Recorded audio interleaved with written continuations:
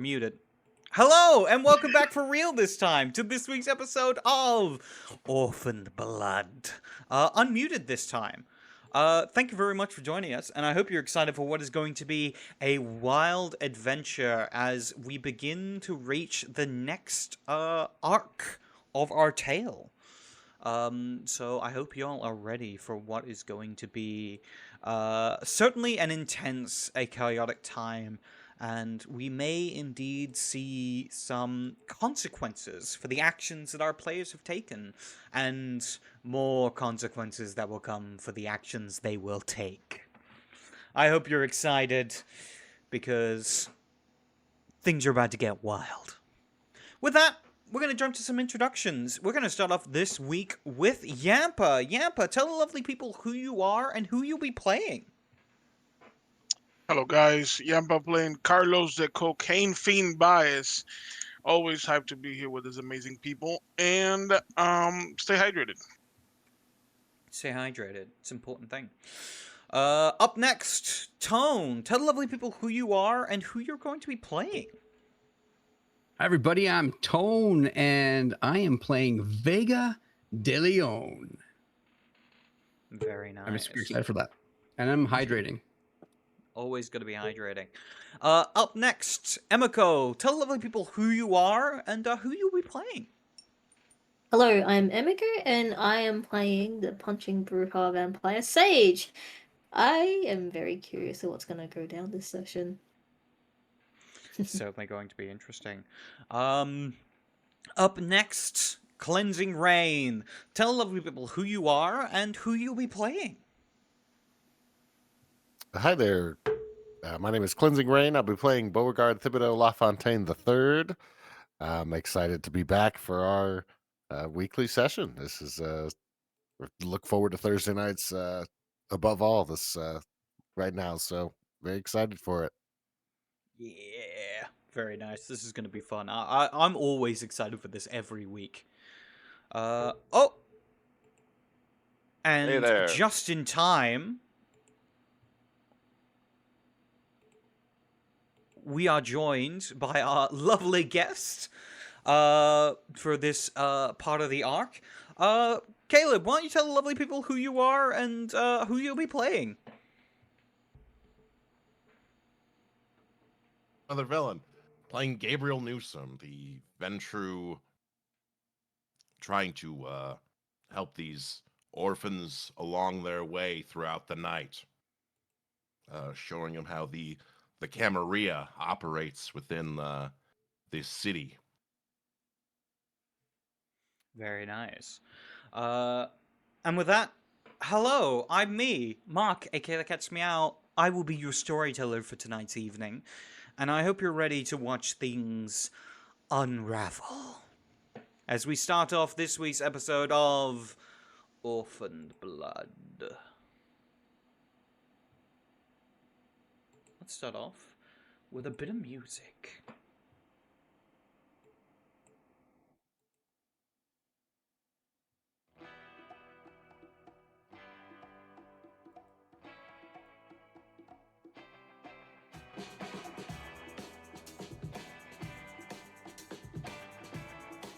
We watch as a television screen flickers to life once more. We watch as static crackles and a number station begins to broadcast. 7, 4, Cobra, 9, repeat. We cut to silence. A slow, smooth music begins to play in as a voiceover tears in over the top. For 40 years, we watch as there is archival style footage begins to play. A missile silo opening, Soviet tanks rolling across a battlefield, American bombers flying through the night sky, as leaders shake hands, smiling coldly behind the flags of the United States of America and the Soviet Union. The world survived the Cold War. We watch as we cut to a dark file room. A classified folder is stamped Top Secret, Project Cobra, as we watch a shadowy hand open it. But some weapons were never dismantled. Music begins to cut in, tense and pulsing. Quick cuts of a spy being dragged into an alleyway, microfilm hiding in a cigarette case, a woman decoding an encrypted message, and a man burning documents at night. We see our main character, the agent, in a dark room as he turns to his superior. They told us Cobra was buried in 72. The superior turns coldly. They lied. A title card flicks in once more. In a world on the edge. We cut to the Berlin Wall at night as two figures meet in the shadows. A Russian agent speaks to our hero. If Cobra is activated, millions will die. Our hero, the agent, simply responds by lighting a cigarette in the darkness. Then we shut it down. Music kicks in harder as a montage escalates the tension. Helicopter spotlights over rooftops. A briefcase handcuffed to a wrist. A gunfight in a subway station. A computer screen flashes launch sequence as a red digital clock begins to tick down. One program. One secret. One last chance. We cut to an interrogation room with our villains smiling as they're handcuffed to a table. You think Cobra is a weapon? He leans in closely to the lens of the camera. It is a legacy. We cut to our hero as they load a pistol.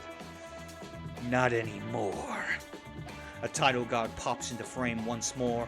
Trust no one. An immediate cut to another title card. Believe nothing.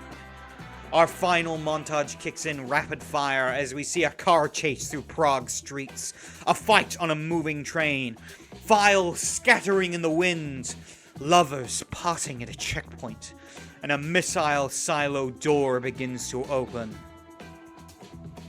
When the past refuses to die, the future pays the price.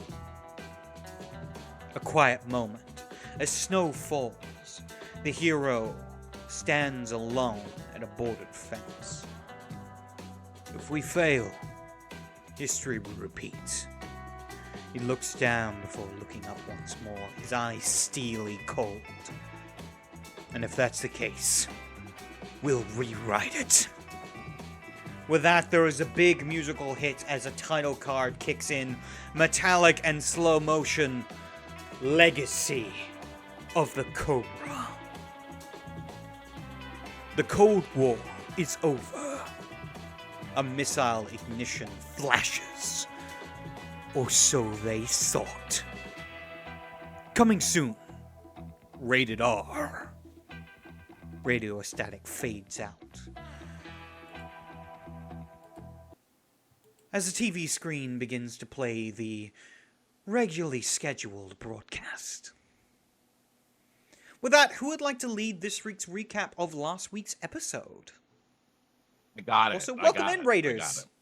Joined at the perfect time. We're just at the beginning of the session. With that, Caleb, lead us in. Last session, the big fight went down. Everyone was ready to tuss, and it was quite a time. Luckily, the bulk of the fighting really happened outside with Vega and Mr. Beauregard. Beau had a bit of a tough time, to say the very least, while Mr. Vega just decided, once he started to, get going, had a bit of a rough time with some dice, and sometimes you just gotta ride the wave of that beast just taking you over. So Vega just went insano style, just started messing people up, but sadly, it started to turn on poor Bo as he was seeing red. And once you're seeing red, you're just locked in. And even Bo got a good shot. He's fired his gun, I believe, twice, and then he finally got a shot on one of the shovel heads that were outside that decided to just unearth themselves. Whereas on the inside, we had Carlito, Sage, and obviously Gabriel, who were inside as people started to run amok, or pretty much a riot on the inside, people just trying to get out since someone was just beheaded. Then the other thin blood is just like, no, fuck you, dude. So then he just starts going after Carlos as the priest is like, you are an angel, this isn't a fable, like why are you being like this? He's just kind of befuddled that Gabriel would slap something out of his hand as he goes to retrieve it. Gabriel has a couple attempts to try and woo some people, pull them into his web, if you will, with his wiles, his ability. And he does. Clears a path for Sage to kind of get him down. Carlos is able to detain him, hold him. Actually, no, it wasn't Carlos. Gabriel used all the people that he had to hold him. Sadly, the priest was smart and he was able to put a wall so we couldn't physically touch him. So he was just holding us cross the whole time. And then as the people finally were able to break out and funnel out, you just hear as people are just being gunned down by unknown assailant. Sage takes that to go outside and check on Vega and Beauregard. And at this point, it is where Vega is. It almost ended real bad for poor Beauregard, my boy. And luckily, Sage is able to quite literally just knock some sense in him, just hitting him right into a tombstone to, knock him out of his frenzy. And then we had the executioner, Tobias, out there keeping the peace in a certain sense, if you will. Sage recognizing him, explains what's going on. Then we all have a conversation on the inside. But prior to that progressing, bullet beats God. Boom. Priest is done. Finito. Dead Dunzo. As his little Sabbat, potential Sabbat church is no more. We all come to the conclusion that we need to put all the bodies in there and then just burn it all to the ground. Alive or dead, doesn't matter. Masquerade's got to be protected. Some people felt certain ways about it. Some people looked on. Some people did not. Beauregard being the one that did turn away. Then we finally headed back to the theater where we had a meeting with Primogen. Pretty much every head honcho you could have in the Camarilla were right there. And we gave a beat-for-beat recap of what happened there, how it all went down. The respective individuals spoke their part when they needed to. And that's somewhat where the session left off. We left, we went to go feed to the Camarilla Club. Everyone had a wonderful time. Vega tried to drinks are on me, but it's so loud, just rave music. It's just bum, bum, bum, bum. But at the very end, as we finally get back to the hotels, everyone decided to, kind of remain together. Gabriel did have a phone call from Mr. Walton saying, I need to meet you tomorrow night alone. No one else. And that's where our session actually concluded. Very nice. Thank you for the lovely recap. With that, we begin a little after we left off, as the sun faded into the distance. Or rather, the sun rose and then faded into the distance, the day passing quite swiftly. Yet as the moon rises, there is a sense of dread in the air. Things are changing. Things are evolving. As strings are plucked in the distance, invisibly and unknown, we focus in on Mr. Newsom, Gabe. As we see you in your limousine, as you find yourself looking out the window, staring up at the massive tower that dominates the skyscape. The building of Walton Industries. The place where your meeting is set. Is there anything Gabe would be doing as he prepares for his meeting? Any little rituals he does before important meetings with high-ranking clan members? Or is he simply taking a breath, steeling himself for what is to come? Usually whenever he has a meeting, he just kind of like reassures his people, mainly Tatiana and Bruno, while also just kind of thumbing over the locket that he's had for years at this point, that he's always kept on his person. He's never lost it. If he were to lose it, he would lose his shit. And he would, acknowledge Tatiana and Bruno.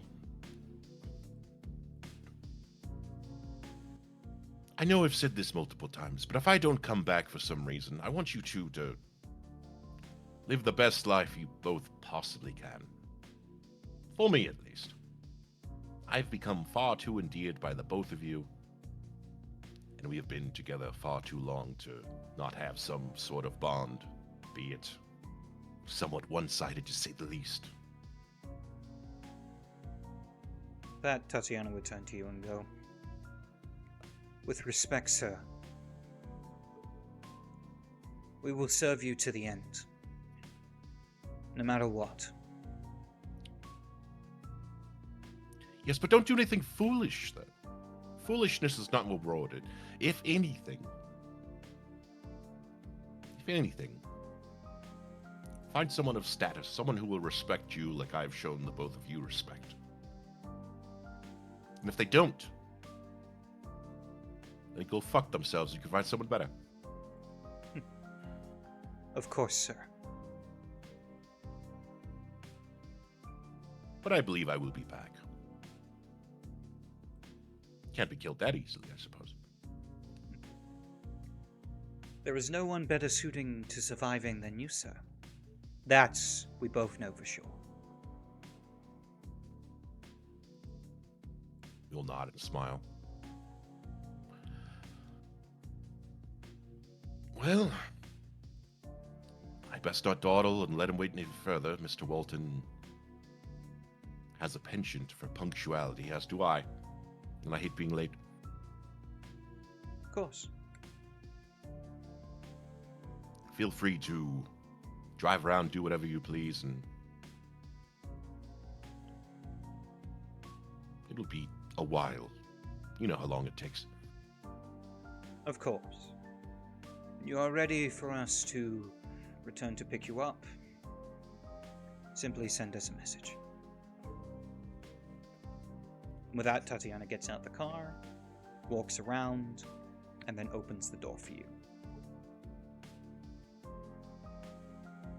As he exits the vehicle and goes to stand, he's going to pat her on the shoulder and then continue on, confidently striding towards Walton's little ivory tower that he has. You step into the building, and you are assaulted with bright lights. This place is clean, polished. The floors are reflective, as if this entire place has been carved out of marble. As you make your way to the front desk, the person there simply looks up and nods and goes, "Ah, Mr. Sorry, I forget what your mortal alias is." Theodore Bray. That's right. Mr. Braid, Mr. Walton is expecting you. You can go right up to the top floor. There'll be someone on that level to guide you to where you need to go next. Wonderful, thank you. He'll make his way to the elevator, hit the button. When it arrives, he'll walk in and just have his hands behind his back as he waits in the elevator as it goes up. As it slowly begins to extend, you hear the sounds of violins beginning to fill the air. It's quite serenic, but also quite old-fashioned. This place feels like it's come right out of the 1930s, as it were. Far before your time. But eventually, the elevator arrives at your destination as the doors open, and you find yourself face to face with two burly guards wielding machine guns. They both nod to you and then step to the side, allowing you to pass.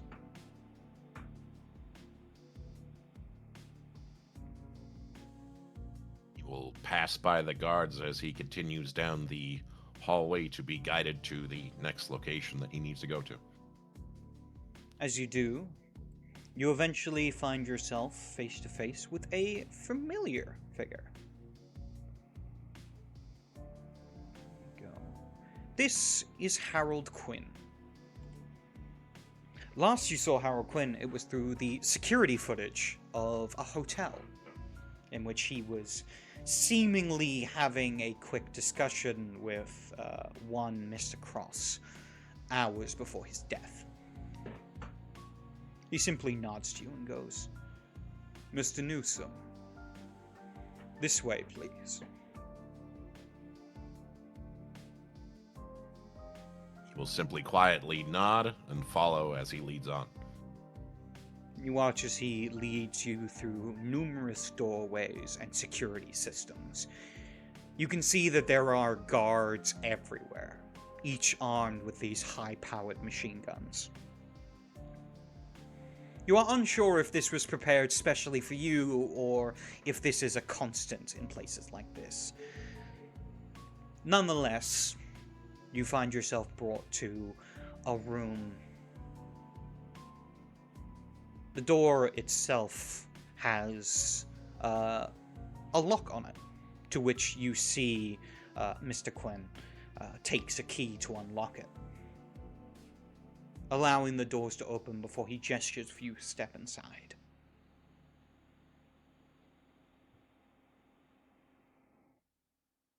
After he gestures to step inside, he will... what does the room inside look like, just from the outside, looking in? As you look in, you see what appears to be an office, with a large mahogany desk that kind of sits at the back of it.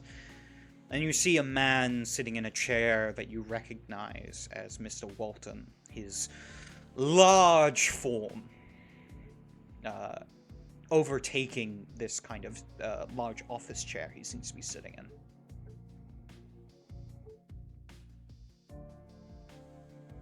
He will, after seeing the inside of the doorway, the room within, he will move forward, and if there are any like chairs, because I imagine since it's like an office, there's chairs where meetings happen. If there's like an in between two, he'll merely just stand once again with his hands behind his back, acknowledging Mr. Walton. As you do step into the room, you hear the doors close behind you and the sound of a lock twisting into place. You look as Mr. Walton looks up from whatever paper he's looking down at. A calm smile appears on his face. Mr. Newsom. So glad you could make it. As he goes to stand from his chair, it creaks under his weight.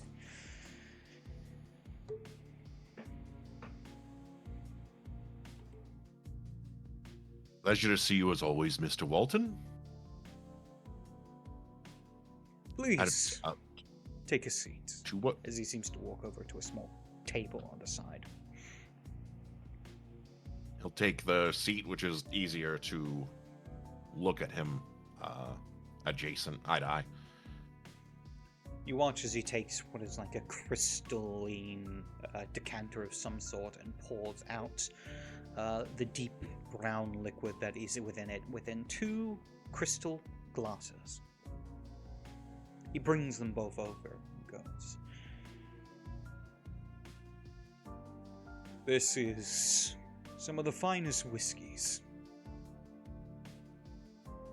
As as he places one of the cups in front of you. Place the other and goes, "So, tell me, Gabriel, how have things been?"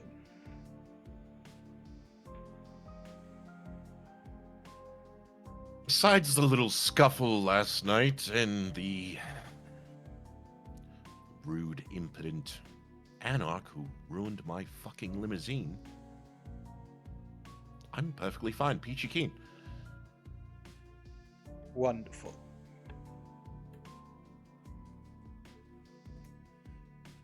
Now then, to business. As I'm sure you are well aware, your summonings here and duties that you've been given have not simply been to keep you busy. No, in fact, it is a very important assignment that you have been given. To watch over and analyze these caitiff. It is now I wish to hear your report on the matter.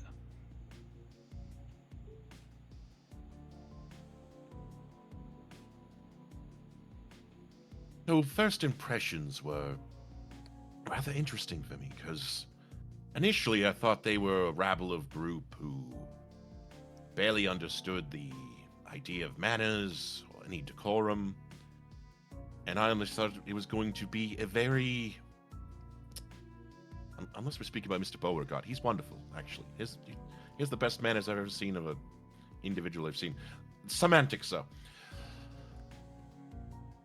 The rest, I had very low opinion of, because they are merely caitiff. They have no status whatsoever.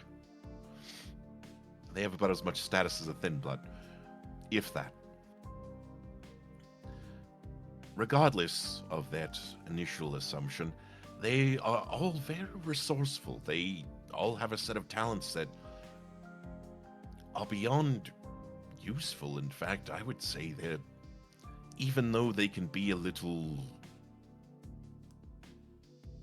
casual in that sense, maybe a little bit too much in certain situations, they rise to the occasion. They've actually shown quality I didn't expect, and I am taken aback. I mean, they have affiliated with Anarchs, but they have shown their quality.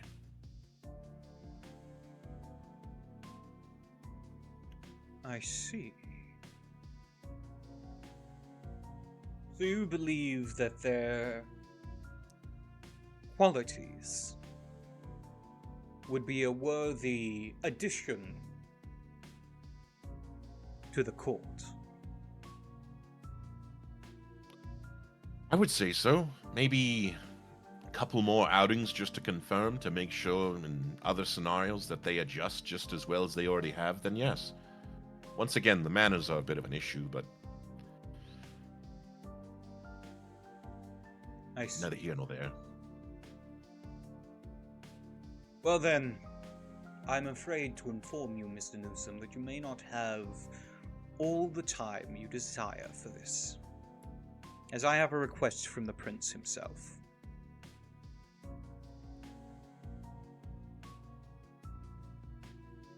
Yes. What does he desire? You are to fully bring these caitiff under the banner of the Camarilla. You are to dissuade them from continuing their antics with the Anarch scum, and bring them in as true and proper members of our society.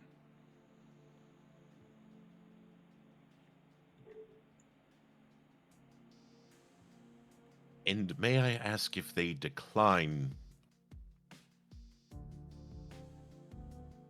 what would be the fallout, or I guess punishment? Of course, there will be no punishment settled upon you yourself. You are, of course, fulfilling a duty for the prince.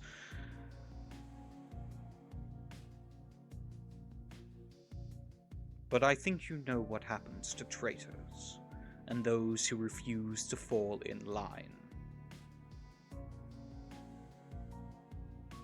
He will simply not. Good. You watch as he raises the crystal glass, raising the drink to his nose as he simply sniffs. Smile crawls on his face.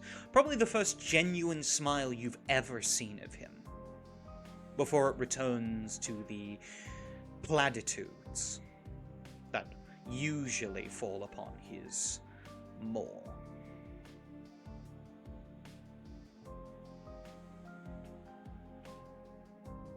But if you suspect any issues, feel free to raise them now. I can always grant you advice. After all, it is the role of a Primogen, is it not? To aid his fellow clanmates.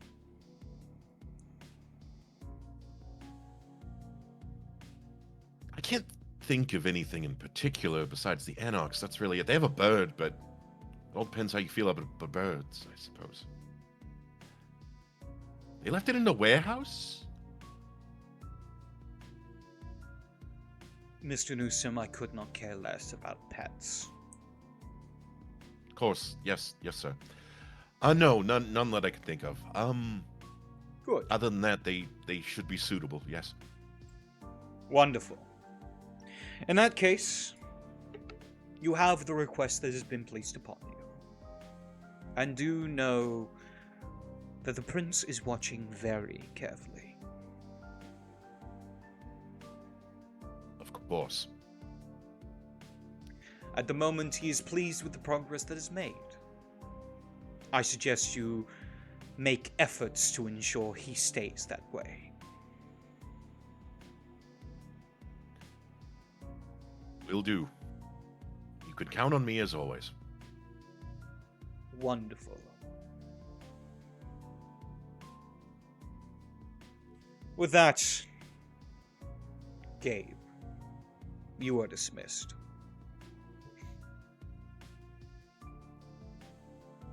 He will kind of do like a small, respectful bow, then exit the building.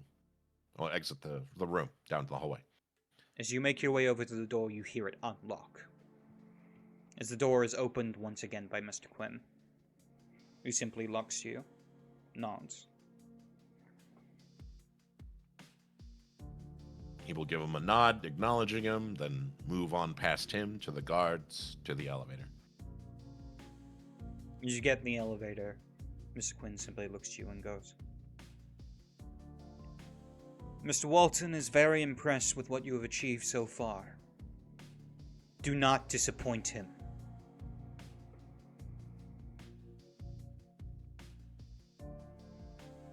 That goes without saying, Mr. Quinn, and I would imagine you wouldn't want to disappoint him either. Just give him a little wink. His face is steely. As the elevator doors close, he keeps eye contact with you the whole time, before it is eventually cut off by the doors. You're alone once more as the elevator begins to make its way down. The sounds of violins beginning to play once more, but this time they feel grating.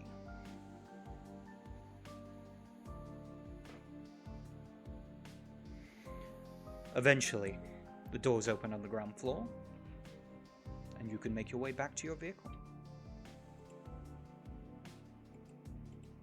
You will vacate the elevator, nod to the secretary, receptionist, what have you, and make his way back to his vehicle.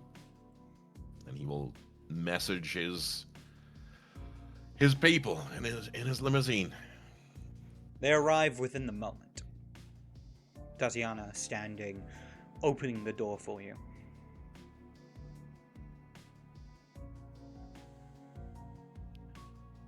Went swimmingly. Wonderful to hear, sir.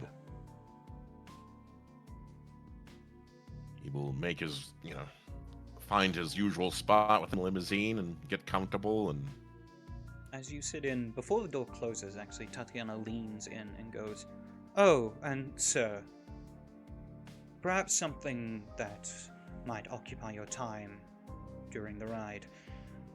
Some light reading." As she hands you a file.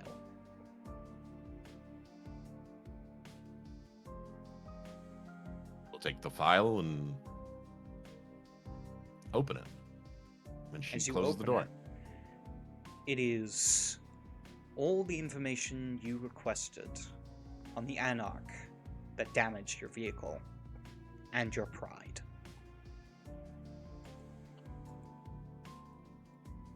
There will be a big smile upon his face. He will begin to speak to Bruno. Bruno, I would say within the next night or two, do whatever you need to do whatever you need to do, hire whoever you need to, and whatever the cost is, I will, of course, fund it, and I want to see this man broken until he is put to the sunlight. You can do it, or Tatiana can do it, or the hired arms can do it. Don't care. The prince won't care. That's one less scumbag out of our eyes. With pleasure, sir.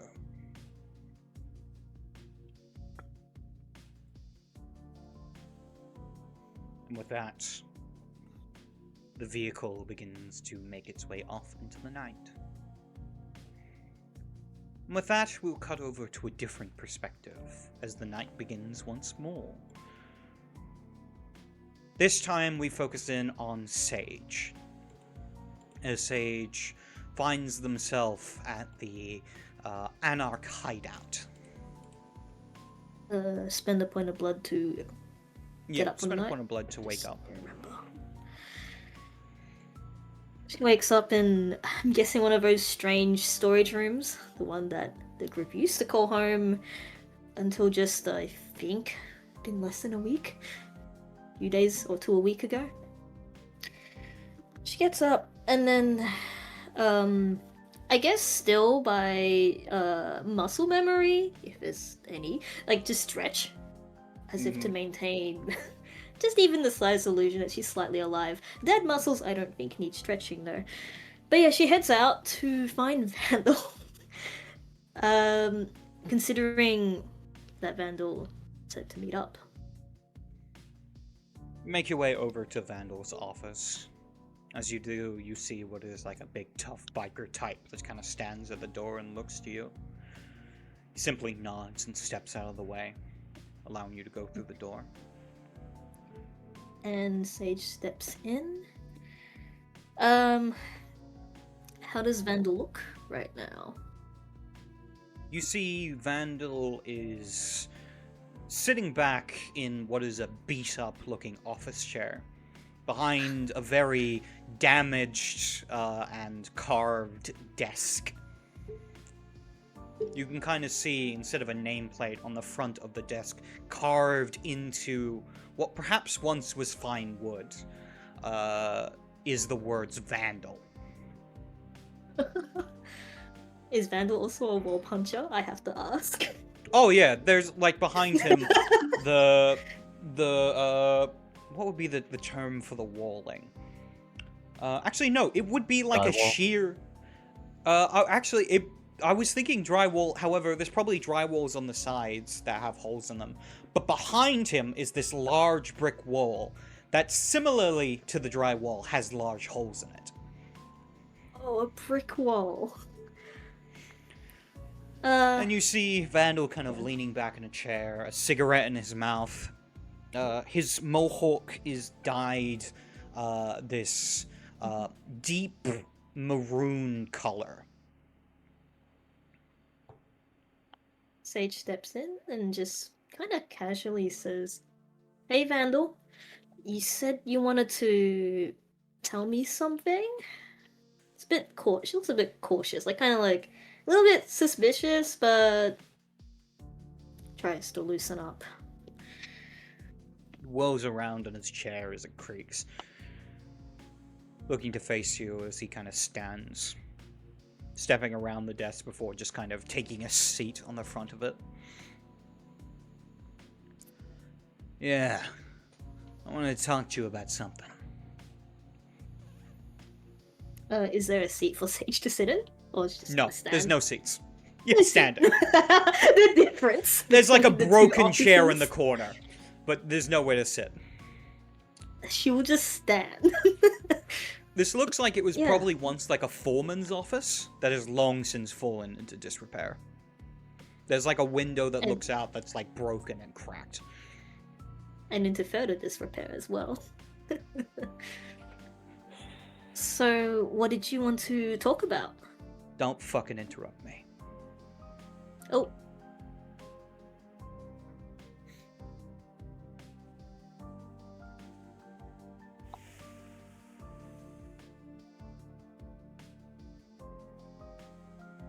How are you and your little friends going? Things been well? It's been okay. Well, we set a church on fire with people alive still in it, but we're not too hurt, thankfully. Whatever it is you guys did, the princess pleased as fucking punch. Yep. So, I need to task you with something very fucking important. The prince has taken a notice to you and your people, and that is gonna be a fucking problem. So I need you to get your people to fall in line over here, before the jackboots make them fall in line over there.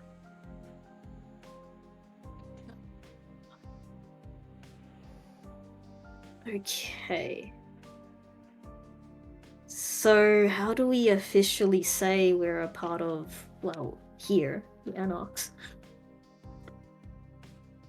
You stand before me, and you swear yourself to the cause, to the revolution. That's it. We don't do badges here.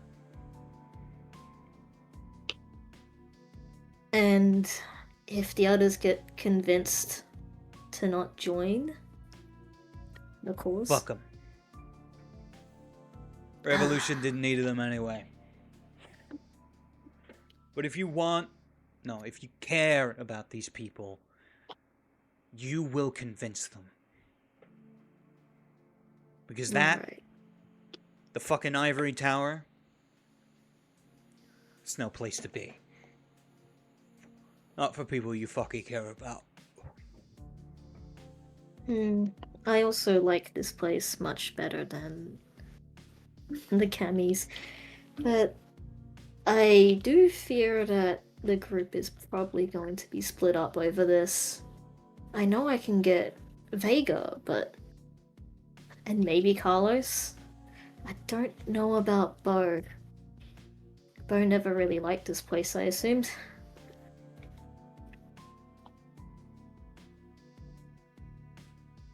Whatever. Bo, he has his uses. And the revolution needs more than just soldiers. You convince them any way you know how.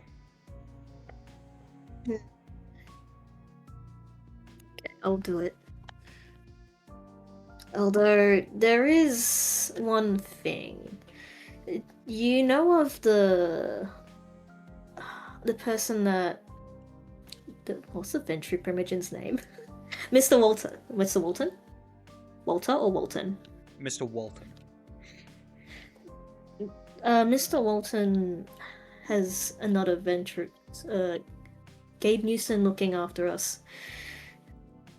I don't think this place will be friendly with him, considering what I saw, and we'll have to somehow deal with him as well.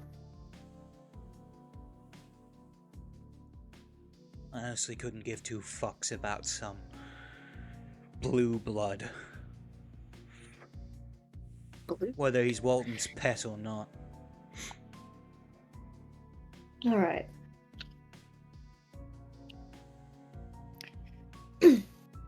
I'll go do it. I'll leave you to whatever else you're doing. Sure. Oh, and Sage, Yeah? welcome to the clan. Oh. Did you just... There's like kind of things falling in place in her mind, like in her head. Am I officially a... Bruja? Yup. Welcome to the fucking rabble. Fuck yeah! She kind of just punches the air happily. He kind of smirks at that. All right. Yeah, I'll get to it. I just need to somehow convince. But rest do of- know that though I have acknowledged you as one of us, you got a pretty big fucking target that's been painted on your back. So watch yourself. I don't need Target? you fucking shit up for me. Fucking shit up for yourself. Right. You're the child of a primogen now. So wear it like pride. Hell yeah. Oh, I will. And don't let him fuck with you. As he throws the cigarette on the ground and stamps on it. And don't make me fucking regret it. I'll make sure you won't regret it. Just kind of awkwardly said. Just looks around, but she's also still smiling, if awkwardly. But yeah, I'll get to it.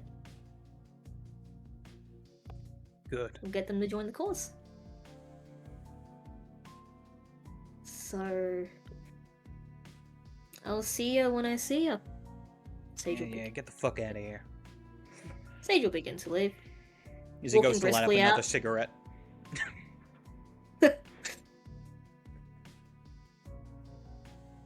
Just kind of very quickly skips out. And actually, I think since everyone has, like, at least someone else has phones, right? She'll message them and say, like, she'll be meeting up pretty soon. Yeah, Alright. from the phone. With that, what is it the group of you would like to do? Is there a place you would like to meet up?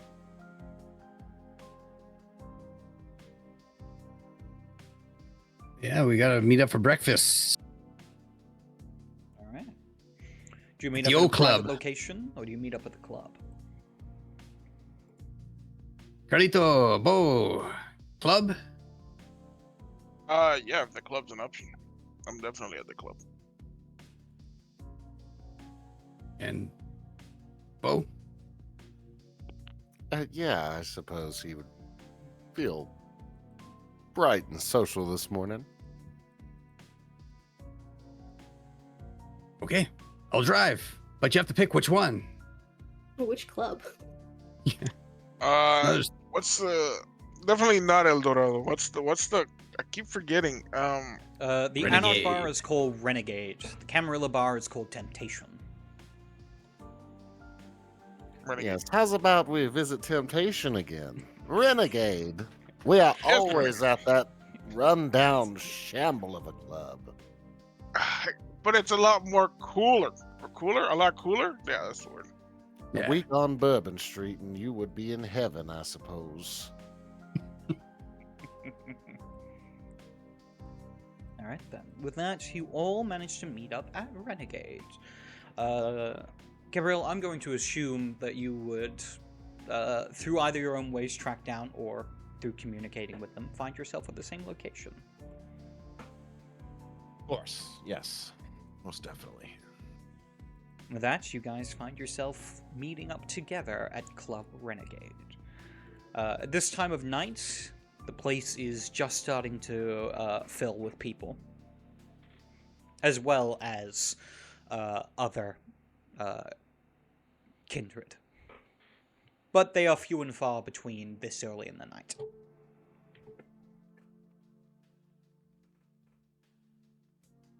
Table. So, Hey. Sage, there's something different about you. Oh, here we go again. What's it? Would you like some Coke? What was it? Or was it pineapple? It was one of those two. Pineapple wants to make sure that we're the right ones. You just said it out loud! Oh. The right what? You don't know what I'm talking about. And then singing off. What else? How is? Well, do you have Cyclone with you? In the bar? No, I'm in the trunk. He's fine. He's good. Just in You left case. Cyclone in the trunk? Did he Well, he's spend got- the day in the truck? What is He's got- another day to that bird's life What? deprived of the sunlight? Can't do that. Well, At this point, he lives in the shadows like all of us. Yeah, he's gonna You're poop a in horrible the car. pet owner, Vega. Gonna get so much poop in there. Oh, Sage, you really gotta take care of him. I can't. Oh man. oh no. I might have to actually. Anyways, I have something I need to talk to you guys about. Yeah, shoot. Let's see. Basically, because now that we've attracted the attention of the Camarilla, I'd say we should probably just go join the Anarchs officially. They're the ones that looked after us. I think we'd be pretty bad off without them. And well, yeah. Well, I do Looks like believe they're not she as acts stuffy. as though she's talking to us, but I think that conversation is directed towards you, Carlos. And to you, Vega. And to you, Bo. It's all of you. Well, correct me if I'm wrong, Miss Sage, but I thought Mr. Vega was spoken for by his beloved, he'll say very sarcastically. Her name is Carlos. Cass. And yes, she's my beloved. Only took a week. Or 3 days, was it? It was adorable, anyways. Either way, it's either we have some fun over where the Anarchs are, or we deal with stuff like just how we did last night with the camis. I Right. frankly do not want to go through that again. Fuck that. Toby got shit done. Yeah, I guess it makes sense. I really don't know how that works. Hey, Gabe, you know, what does it mean if I'm like claimed and now I'm kind of clan Bruja? Does that automatically mean like, okay, I'm an Anarch? Yeah. Not necessarily. You would have to join the Anarchs. Which... That is a shame, since the prince was going to extend a certain kind of kindness, since you have gained his favor. In fact, that is his request of me tonight, is to invite you to the Camarilla and join us. What now? You are Wow. very capable in protecting the Masquerade, which is key. Half the time, the Anarchs don't even understand what protecting the Masquerade means. They break it haphazardly whenever they feel fit or need to. Bombing buildings, killing people whenever they see fit, which we do, but at least we do it quietly and cover it up. Subtlety is key. Unlike a bunch of rabble who just decide to indiscriminately do things with no subtlety. Last night, all of you worked efficiently as a group, as a unit. And it was very masterful, if I might say so myself. If we're going to join the Camarilla, we're just going to, well, become pawns, become used. Tools to protect the Masquerade. And protecting the Masquerade is great, but if I'm forced to just do shit like setting a church of people on fire all the time, I want out. And you don't think the Anox will make you do something similar? You don't think they'll make you kill a bunch of people in a church, or people in a building, or bomb a building filled with people? That's also a church. So you're saying we're fucked either way?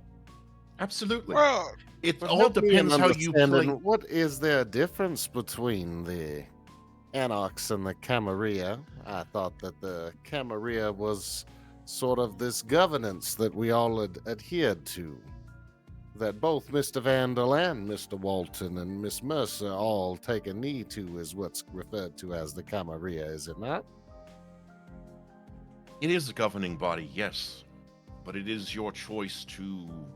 So the prince has bestowed us citizenship into that governing body, but also Mr. Vandal has bestowed allegiance towards his kinsman. Yes, has Mr. Walton proffered up such an equitable barter as well?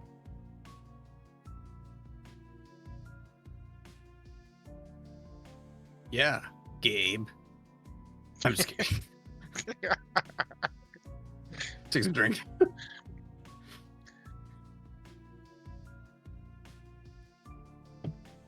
Huh. The difference is that you can have something. You can build a life. You do not always have to go before the prince every night like that.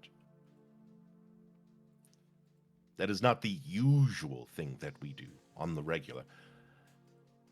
You'll be able to live your life. You'll be able to live under a governing rule like the traditions that exist.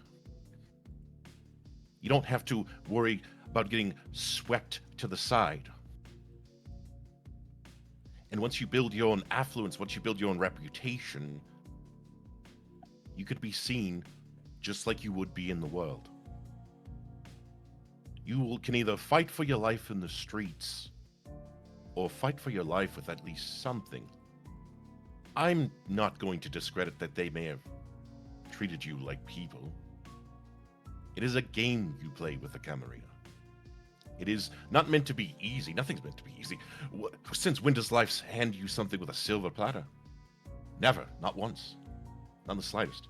You have to understand that everything, every night, you fight for your life, whether you are for one side or the other.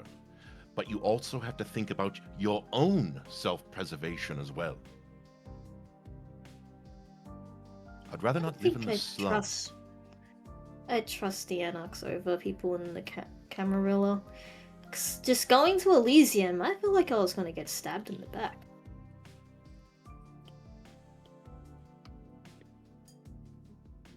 Yeah, no offense, but At least Anox are more personable.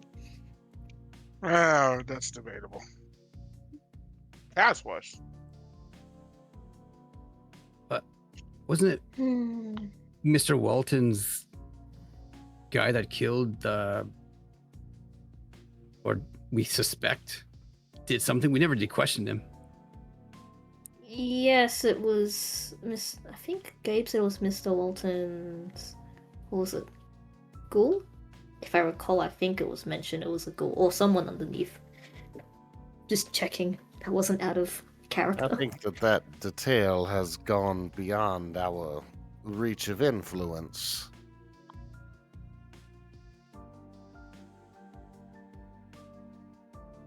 Yeah, I'm torn. I have to be honest. Like, I don't know how this works because, like, I already got claimed, and it would feel weird, like, not to follow who claimed me, I guess. I imagine it would carry some recourse as well. Yeah, I don't think she'll like it too much. If you kind of left your girlfriend. Yeah, we like known each other, or we've been dating since like for 3 My days. perception of the scenario was that you and Miss Sage similarly have no say in the matter as to your affiliation going forward. Although it appears that both of you have found comfort in that selection process nonetheless. So now, Mr. Gabriel, a question. You're saying that the prince has offered us, what, citizenship in the Camarilla? You have gained the prince's favor, which is quite the honor, and he would like you to become a part of the Camarilla, correct? Now, has Mr. Vega and Miss Sage not technically become a part of the Camarilla via their association with the Anarchs, or is the Camarilla a governing body that persists of only a few of the different houses atop the food chain? They govern quite a few, but some people within the Camarilla go over to their side. Not just, the Gangrel or the Brewha, but others feel a need to, for some reason, which is beyond me. But once again, it is a choice. Just like everything in life is a choice. But disrespecting the prince comes with a price. That is usually frowned upon, whether you are an Anarch or one of the Camarilla. As much as I relish at the opportunity to make my good friend, oh, and I just forgot his name, the Randall? brother, no, the brother of the seneschal, Lewis, Lewis Mr. Brown. Mr. Lewis, so excitable with me, I do not think that I would upset his brother's invitation on an evening such as this. So, and he'll move across the room, I suppose, to kind of stand next to Gabe, as if to indicate go in that direction. It is nothing against Mr. Vandal's tempting offer. It is just that my tastes are a little more refined, I suppose, than what Mr. Vandal offers at his table. Oh, screw you. Okay, I actually do have a proper question. If we end up choosing different alliances, does that mean that we split up? Does that mean we're not allowed to be together? I would not think that is a requirement of our allegiance.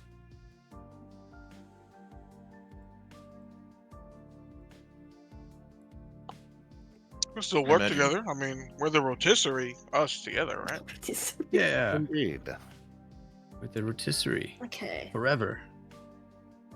And I have promised you all that I will never be making deals against or at your expense. Yeah, I think that was one of the first things that Cass has taught us was not to trust anyone. So I'm not gonna take you up on that word, but I do appreciate the pretty words, bro. Carlito, which way you leaning? Looks like we've got a table divided. Yeah, I see that. But listen, nothing against you guys, but all my life I've wanted what the people up there in the tower have. I wanted money, I wanted power, I wanted the nice cars, the golden chains. I'm going with the Camarilla. Split.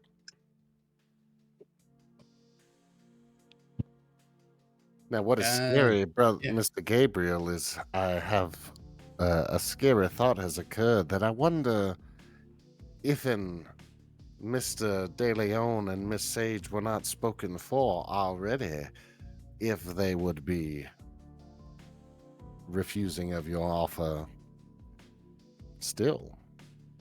Because I'm presuming they don't essentially have a choice in the matter. Well, they have a choice. They can choose. They don't have to be destined to something. Like I said, it's always a choice. And if we don't choose? I mean, don't choose your side, specifically. Then you disrespect the prince and you disrespect the Anarchs, and they hate you just as equally. Your disposition in society goes down further, and you start back to zero. That is if you were to decline both offers. I do not think that you would inherently be in difficult scenarios. At least I would hope that Mr. Vandal is not upset with me after making such a decision. as certainly he Probably best not recognizes to that give. each has their own. That would be my thought as well. So even the prince is aware that a couple of you are spoken for, I do not think he will take offense to the fact that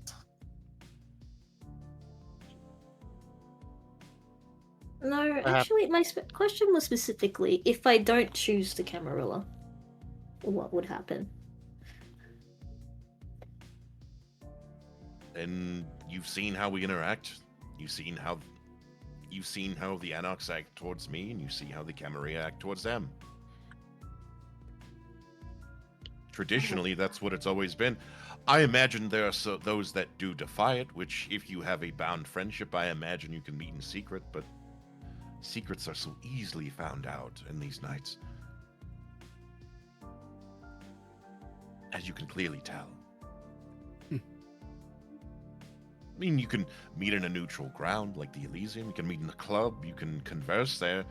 But in the end, what happens when Vandal asks you, why are you with the fucking Cammies today? I thought you were with us. I thought you were with the Revolution. I thought you were an idealist.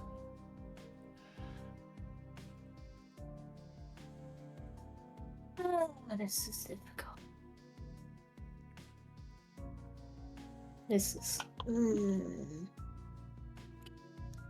Well, I prefer to be with the people that treated me not just as some game piece.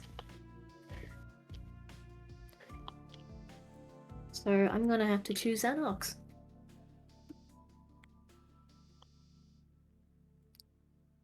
And if you'll Yeah. fucking stand with them, so be it.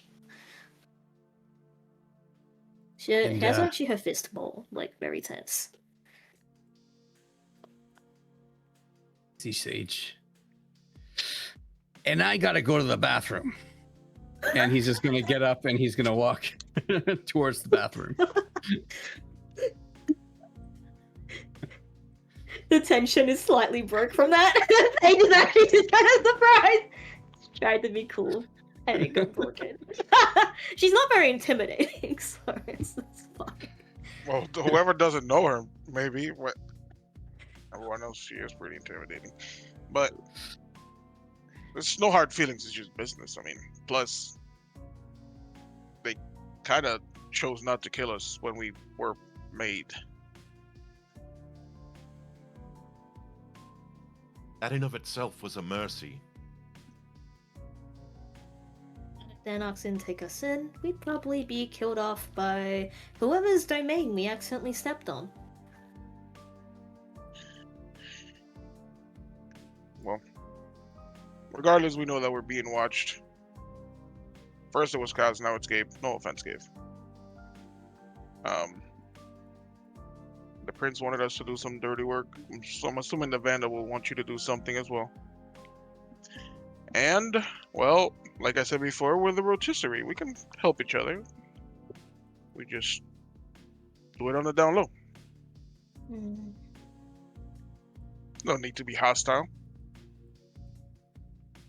I fear for a situation where we may be forced to be hostile with each other. Well, like Gabe says, it's always a choice. I'd hope that when that comes, I'll choose not to act against you.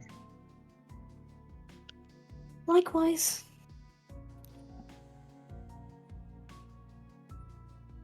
So can we party up a little bit? This is kind of like really fucking depressing right now. Yeah. Well, I would like sure. Mr. Vega's decision when he decides to return from the... His girlfriend is an anarch, Gabe. His girlfriend is an anarch. He's gonna stay with the anarch. Well, we're gonna have I some just like kind to of hear the verbal confirmation.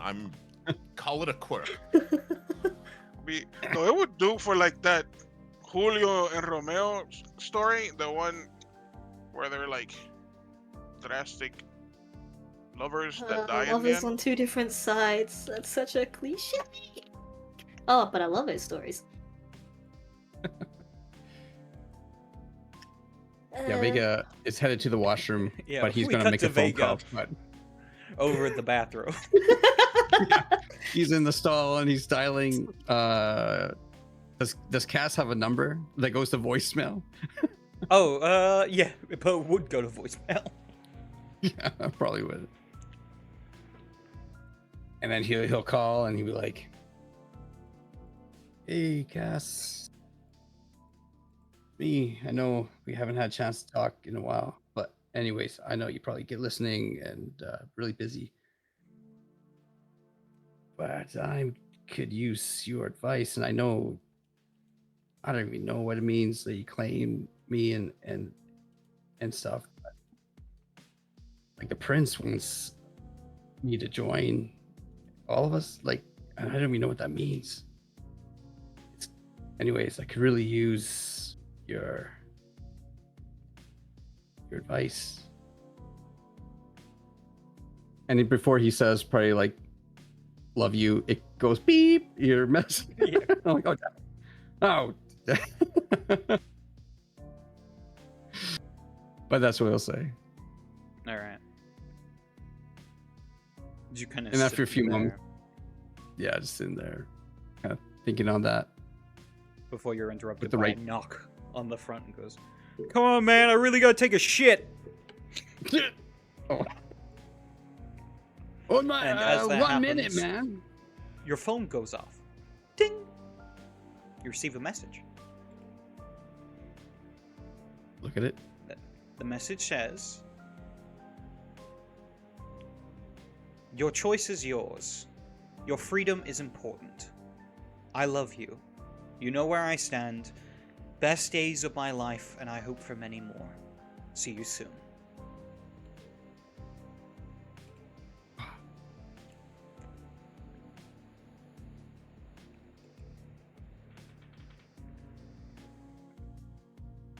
She's the best. And he's just gonna open the door and like, "Here you go, whatever." I don't know. This is a tough one for him. He's gonna pull out his little card, the little tower card that he's been carrying around all this time, and he's just gonna look at that, remembering what that oracle said. That crazy old lady, that crazy old bat.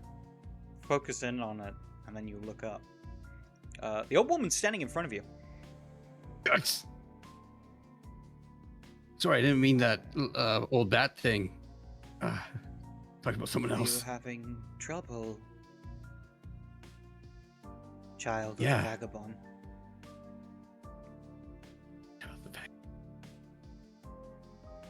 I don't know what to choose. Prince or love?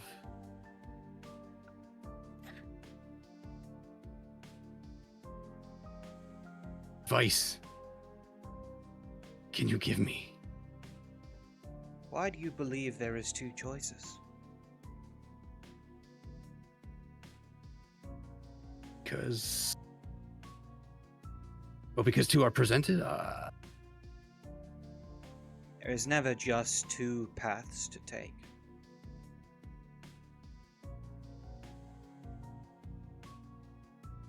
Then how But can I you find which... stand at a crossroads. But not all the paths are so obvious.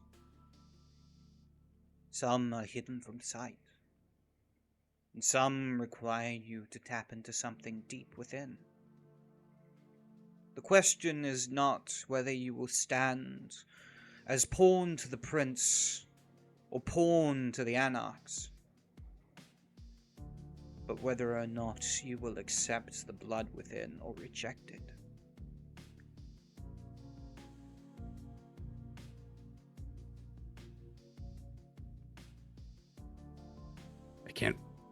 I can't fight the blood. This is who I am. This is The who I choice am is now. always yours. Choice will always be yours.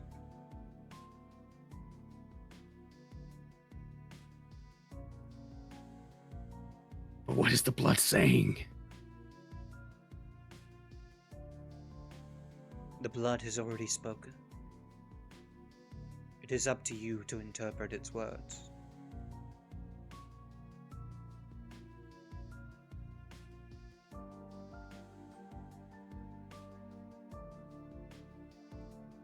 And he's gonna think on that, and he's gonna look at the.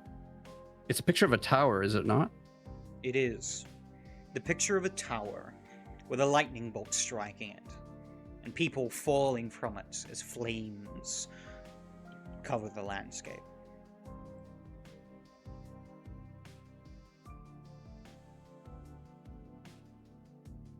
The tower has many meanings, whether it is upright or reversed. Which one shall you take from it? He kind of turns it over to look at it in reverse.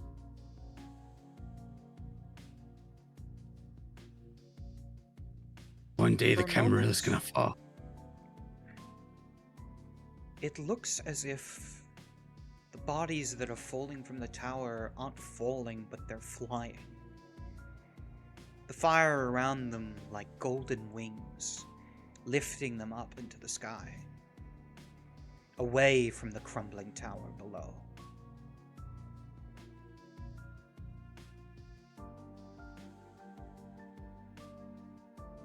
Prince. Tower. Eventually everything burns. Which side do I want to be on?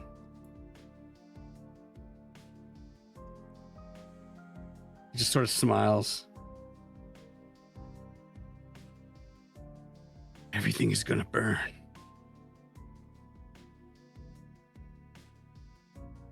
And then he There pockets never his card and puts it in. was a side, Vega. There never were and there never will be. There is only you in this moment. Pull upon your strings or cast them aside. The choice is yours. The freedom is yours. As that was taken by the firsts, you bear in your hands. With that, she begins to turn around to leave. Do you know who turned me? She turns. I told you. The vagabond. But it's your choice to follow his path or your own.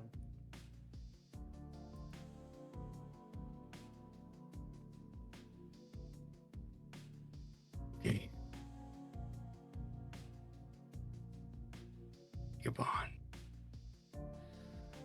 And as you look I up need it. once more from the card, the woman is gone. And you hear the sound of a man having a terrible time in the bathroom behind you. Light a match! And he's just gonna walk out.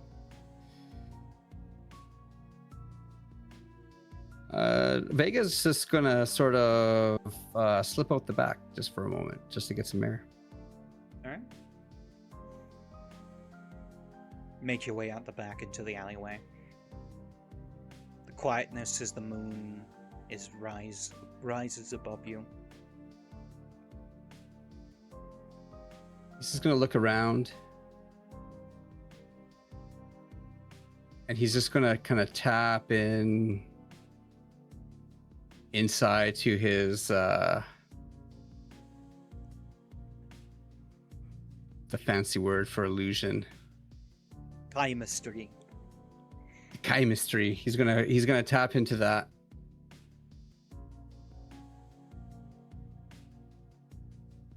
He kind of looks around, make sure there's nobody. You're alone. As far as you can tell. And he's just gonna make like a rose appear in his hand. He's just gonna look at it, hold it,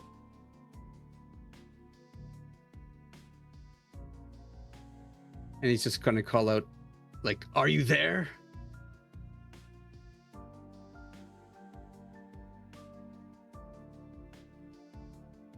Silence returns. You come and go as you please. You mess with my mind, but really, at the end of the day, there's a reason. And I'm ready to listen. We'll just drop the rose to the floor to watch it just sort of fade. Falls to the ground, fading away. Tries to And go as you back go in. to turn around, a piece of paper blows in front of you. Grabs it. As you look at it, it's a flyer for a circus. One that seems to be being put on just outside the bounds of the city. It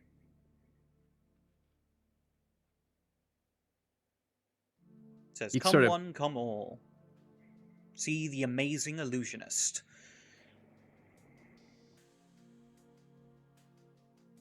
He's gonna taste the paper to see if it's real. It tastes like paper. Oh, okay.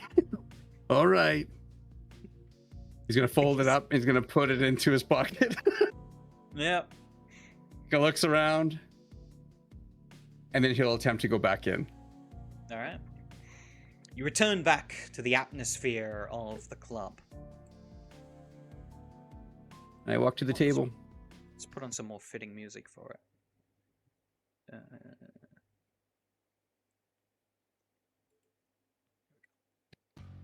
As you return back to the table,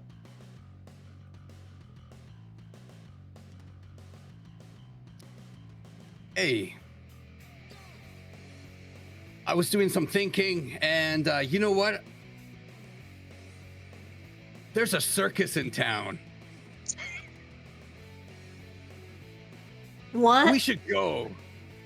What do you guys think? You're not gonna. I was trying to drink and party, man, and Gabe here is waiting for you. We've been waiting for like, what, 5 minutes? Oh yeah. Sorry, Alright. sorry. Sage would have tried to feed as well, or just go get a drink. yeah, Probably just that get could a be done. drink. But anyways, like I'm saying, I think you know what? Well, this is too much. This is too tense. I think we gotta clear our mind. We gotta go outside the city. Go check out the circus. Check this out. And he kind of What- pulls out the This flyer. is really sudden. Well, Sage let's will hear actually him just go take the flyer and just like look through it. Yeah. It's a circus. Circus Did Come we have? see the amazing illusionist. You know what? I'm actually kind of interested. If we don't have anything else to do for the night, I say we go to this. Who knows when's the next time we'll be all together in a table, right? Yes. Yeah. When will the circus ever be back in town? He says, standing up and putting his coat on. Exactly. It's a clown right there with the cone. Oh, high five, Vega. Clown? Anyone who will be Sage just looks excited about confused. this than you, Mr. Vega, is Bruno, because he shockingly loves the circus. Does he? Oh, Yes. You know what? He probably deserves a night off. Am I right? You know what? Is there? Night off to join us? We can go to the circus. I wasn't given a timetable for this, so yes, we can go to the circus. All right. Wait, Hold so on, I'm that gonna means try to wrestle an answer out of you by the end of this night.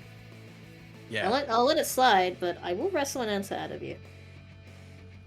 Why are you so interested in me joining the Anarchs, Sage? What's up? What happened? What's up? I got told by Vandal too. No way. On the upside, I was actually claimed No way. by By who? Vandal. No way. What? I'm officially Bruja. Oh. Oh, Sage. Oh. That's awesome. I But like, don't know what it means completely, but at least I won't be called a caitiff. That means for become sure. rather fond of the terminology. Nevertheless, congratulations are in order for you, dear girl. Yeah. You know what? I'm gonna get you a snow cone at the circus. I'm sure they got him. Will I even be able to taste it? We'll find a way. We'll get some blood poured on it. There's people. Right. Hopefully it won't be rat's blood. No, that stuff's deadly, man. Makes you throw up immediately. Yeah. The mention of rat's blood, you just see from Gabe just a look of utter disgust. It wasn't me that wanted to do that. We were just trying to see what we could Look, we had no idea what we were doing until some of you guys came along. Yeah, that's good. It was not our finest hour. No, it was A lot not. of this has been trial and error before the prince so kindly bestowed upon us babysitters like yourself and Miss Cassandra. Yeah, we had No no idea. what we were doing. Nosferatu who would love to share a rat or two with you. Ugh. No. Only Nosferatu can eat rats. Oh, They can for eat sure. rats. Never gonna touch a rat. That's crazy. All right. Yeah, let's go. Your limo or my car? You know, for once I had Bruno not bring the limousine, so he just brought one of the cars, so I will... Tatiana and Bruno will just be in the car following. If there's enough space in there, I will join you, but if not, then I will take my vehicle. Yeah, I think so. 1, 2, 3. There's enough. All right, to the circus we go. I call shotgun. Perfect. Yeah, he's gonna go to the Alright. car. We're gonna go With to the that, you circus. all make your way to the car as you decide to go make your way to see the circus. It's at what point we're going to cut to a quick 5-minute break. And we will be back as our lovely players arrive outside the circus to see what will become of them. And whether they'll have a fun and enjoying night. I'm sure things will go well. With that, we'll see you all in 5 minutes. Till then, stick around.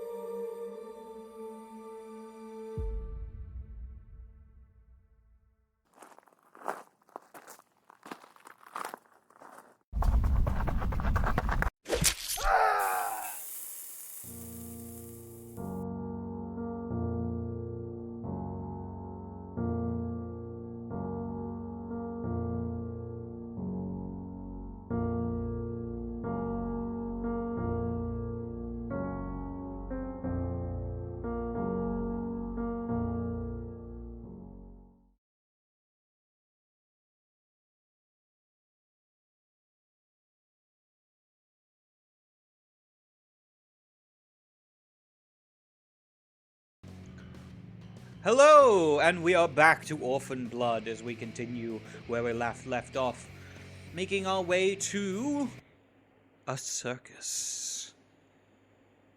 With that, is there any conversation you guys would like to have on the drive over there, or is it mostly silence as you make your way over?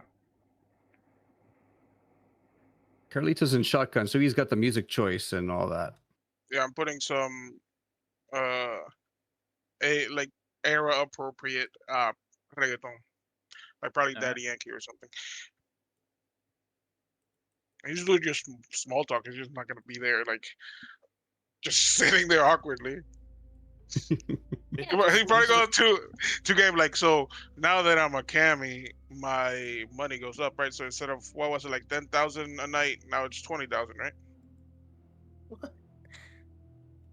What, you were getting 10,000 a night? Yeah. Oh, Gabe, you've been holding out on me, man. I thought we were friends. Oh, we are comrades. Why would you diminish that just by a number? I mean, I don't really recollect what was given. Hard to recall, really. Why the circus? I'm just curious. What possessed you? What took you on a whim? You know, I've never been. Always wanted to go. And then all of a sudden I saw this flyer and I'm like, perfect. Because we're probably going to make some choices, and already Sage has made her choice because she's sort of in this bad situation. I mean, it's a good situation. You're adopted and all, or claimed or whatever. But one night, just to relax. We never do this. We've never done this. What? We've known each other for what? 2 weeks? We've never gone to the circus. Perfect. It feels like an eternity already. It's only in town once in a while. And yeah, he's just gonna say that. He's not gonna say anything about the illusionist. He's just gonna play it like that. All right. With that, you eventually arrive outside the grounds of the large circus that has been put together. You see a large sign that hangs from posts. The sign itself reads... Go...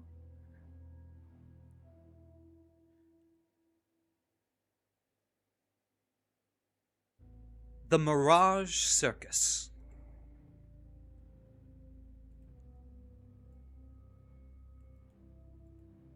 As you look around to see the large open circus through the front gates, it is completely empty, aside from the buildings and attractions that seem to be around. There are no people. There is no one at the front booth that would be handing out handing out tickets. It is completely abandoned, as far as you can tell. He's gonna relook at the flyer. Are we early? Let's see. What time is it open? As you kind of look at it, you notice it actually says the circus came through about 10 years ago. As it says 1989.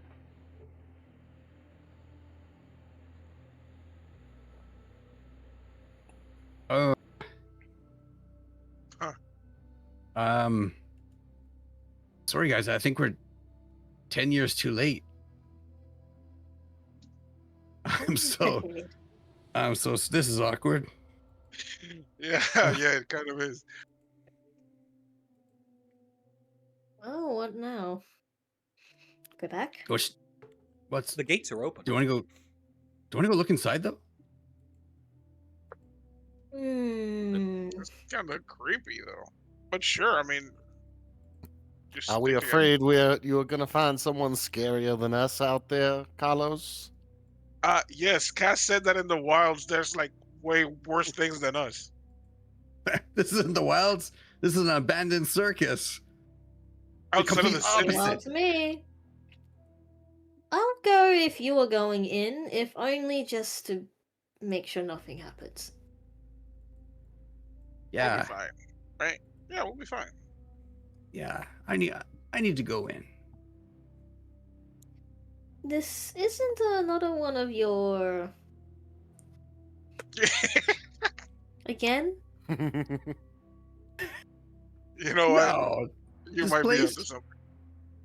he's gonna hit the sign.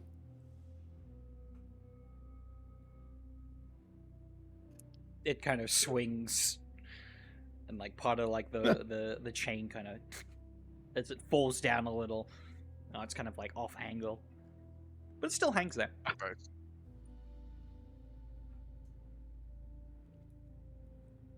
See, Yes, Is I see there- the facilities if are we- holding up very well. If you're still under the influence of it, I guess I can't really stop you anyways. So I'll just follow you. is there any sound or anything in this place? Lights? There are lights, but they are currently off. And you can see there are also like these large kind of like speakers that are at the top of these poles. Some of them seem to have like almost like a buzzing sound coming from them, as if power is going to them, but there's just nothing playing. Kind of So weird. we can assume that the lights can turn on. Do you want to turn on the lights? I mean, if there's electricity, there should be. I'm gonna look for. Do I see like a switch, like a main switch to something? You would see like off to the side, there's like an area where there's like a large generator, and you see it's got like one of those large handles that's currently in an off position. Let me see how technical I am. I'm pretty sure I am not. So I'm gonna go over that. I'm just gonna like cross my arms, kind of like kick it a little bit, and then just pull the lever, see what happens. Yeah. As you pull the lever, there is a and the sound of power moving throughout the facility. As the lights begin to flicker on, a couple of them don't turn on, and they just kind of continue to flicker, and a couple of them stay off. But you also watch there's a whirring sound as music begins to play through the speakers. Wait a second. Aren't you terrified of clowns, Vega? There's no clowns at the circus. The circus, yes. I mean, not There's now. clowns at the There were circus. clowns at the circus. No, that's Carnival. a carnival. Carnivals Why have are there clowns. clowns in really? a circus, Vega? I'm pretty Yeah. sure that. Yeah, I'm pretty sure the clowns go to the circus. I mean, but they're not here anymore. Wait, With that, you hear Is there a like- voice calling out, "Come see the amazing Hall of Mirrors! Come see the amazing Hall of Mirrors! That's a speaker. Right. Come see the And it just keeps playing. That's actually really annoying. Yeah. Where is the speaker? I want to throw a rock at it. As you make your way over further into the circus, you actually see that there's like this animatronic that kind of every once in a while comes to life, and a voice blasts from it as it goes, "Come see the amazing Hall of Mirrors! How do I make this thing shut up? I think you Come just twist see its the head. Yeah. I just course, punch right. in the speaker cone so it just does it. Come see the amazing Okay, done. As it just kind of goes down. And it stops playing. That was fun. Thank goodness. You guys want to go break the Hall of Mirrors? Let's just break this place. Are we Why gonna not? use this Get thing the- as Doing a weapon? not. Get our aggressions out. Gabe, when's the last time you destroyed something that really had no significance? Oh, you said no significance. Never mind. My brain went to the future, and I was going to revel, but of no significance. It's been a long time. So I guess the Hall of Mirrors will be of no significance. So I will indulge your whimsical want, Mr. Vega. There we go. Let's see what else we can break. Right, Bo? You can practice with your gun. Maybe you shoot a couple of the mirrors. You'll maybe hit one. That's really the one that you're aiming at. Just I don't shoot. suppose that, my chances are good that I will hit the target in such regard. Perfect. Yeah, and walk towards the Hall of Mirrors. Because I'd like to punch mirrors in. If I happen to accidentally hit any of you guys, that would not end well. Quite plainly. So Make sure I that's the won't. mirror. As you make your way into the building that has been placed here, you make your way into an area that is just a corridor with like these strangely shaped mirrors that kind of distort your form as you step through them. One thing I need to check, just real quickly. Yep. Uh, Oh. Okay, none there.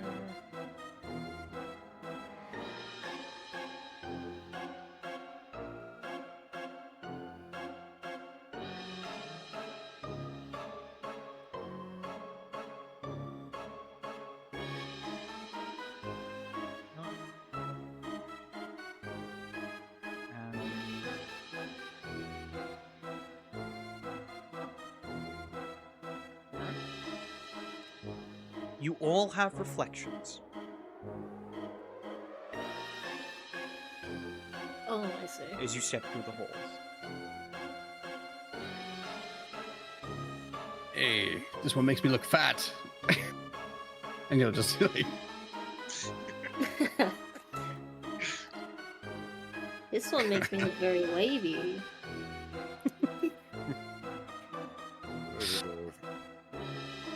Oh, damn it, Vega! You ripped my jacket when you bit my neck.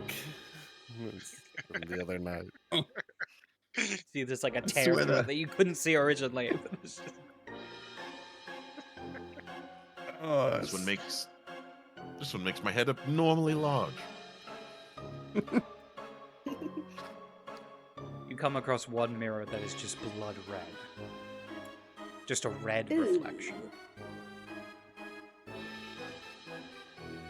Okay, well, this isn't fun. What That's the? That's What's this totally thing? not creepy. Yeah.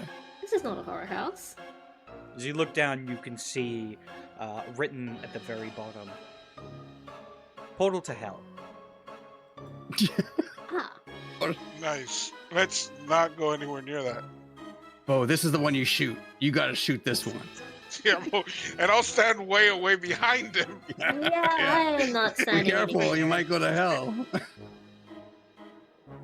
You will also see Gabriel just kind of back up with Carlos as well. I'm not standing near that.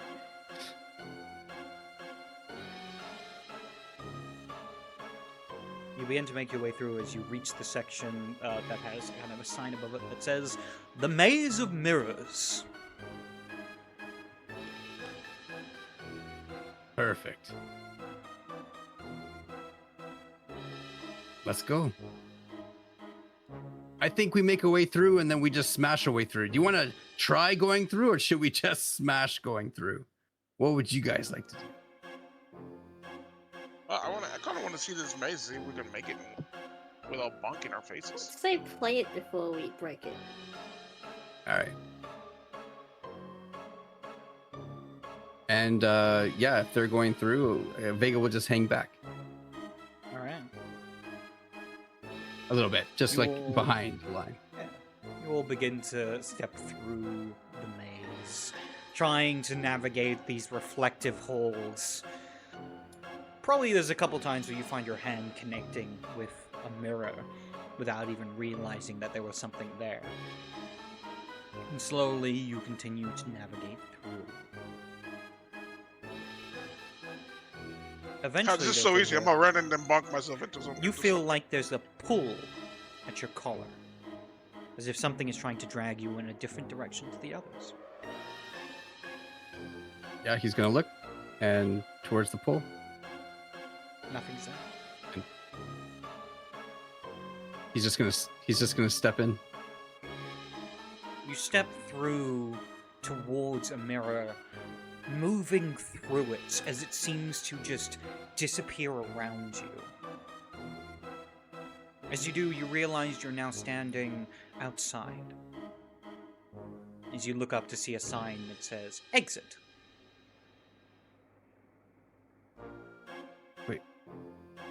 And he's going to turn around. You just see a everyone- mirror that's kind of like wavy from the side you're looking at it. As you realize you just stepped through an illusion. An illusion that leads to the exit. Nice one. You made all this? She's just gonna talk out loud.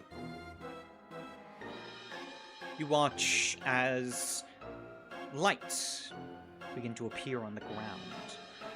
A path in the concrete that seems to lead you towards the main tent. He's gonna walk. You walk along the He came path. here to talk. As you make your way over to the main tent, you see that there is a man standing within the entryway. A large smile on his face, though his eyes are covered by the large brim hat. You made it. Good to see you, my child. Good to see you, sire. You wanted to talk. I'm all ears. And as he gestures out, you see ears appear on his arms as he gestures outwards. You said that I could make reality my beach. Indeed, Vega. It is a gift of our blood, allowing us to pull at the strings of reality and make it our own.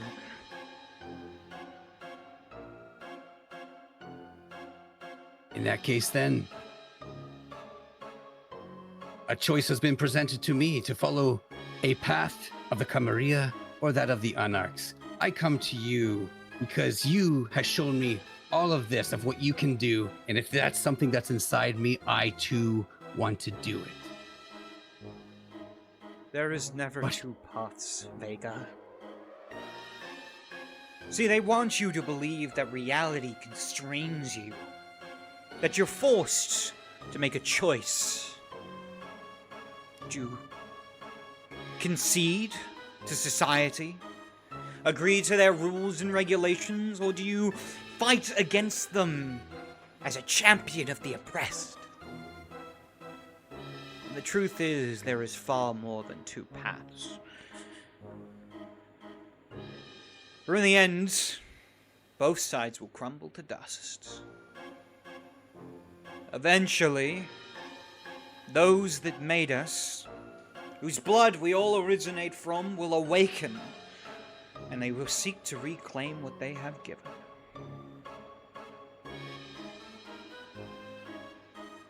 That is why we exist.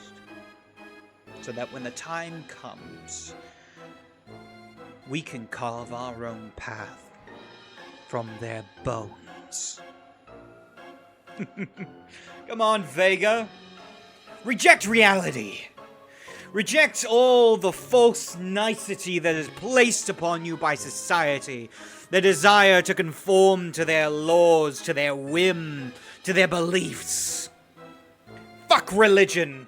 Fuck the church. Fuck the law. All of it is meaningless in the end. All their belief in science, space, all of it just burns a hole in the pocket that they would call a soul. Capitalism, communism, fascism, all of it is meaningless in the end. All of it is needless bullshit that they allow to form like a cancer upon our guts. No. No, we choose a different path. We don't even need to choose it. We make it. So come on, Vega. Follow me. and allow me to show you the truth. As he turns around to step through the curtains, disappearing into the main tent.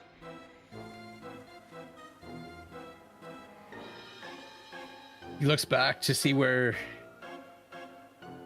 at the tent where he left his friends. Are they coming through? Are they near the exit or Nope. anything like that? You just see the Hall of Mirrors.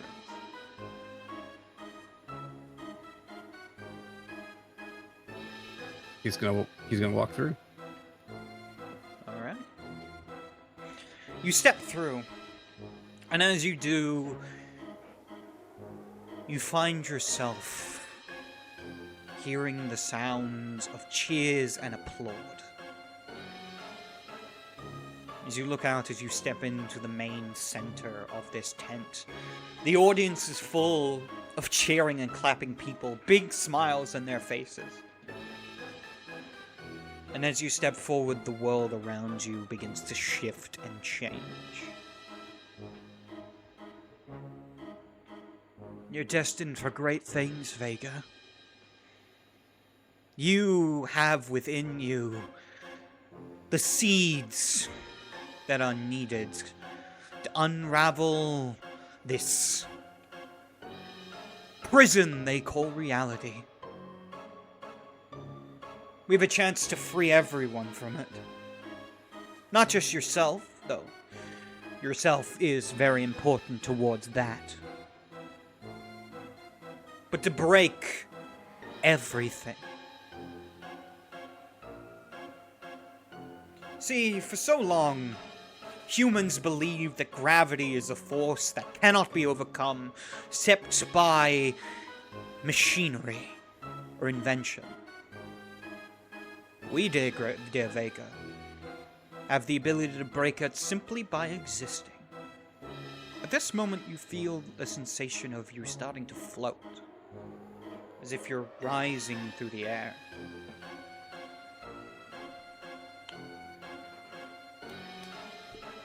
He's gonna attempt to really kind of focus in, and because in his mind he knows this is an illusion. So he's trying to see if he can test himself, if he could fight through it. Alright then. Make me a willpower check. Difficulty 8.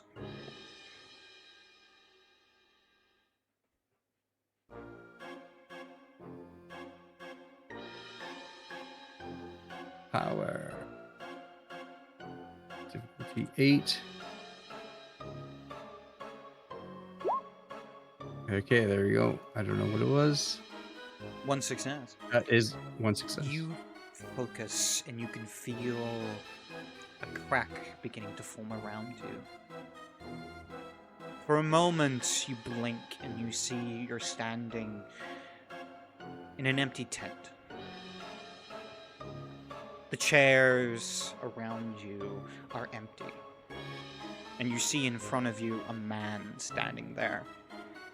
A big smile on his face as his eyes stare at you with an inhuman expression. Before things return back to the space that you're in.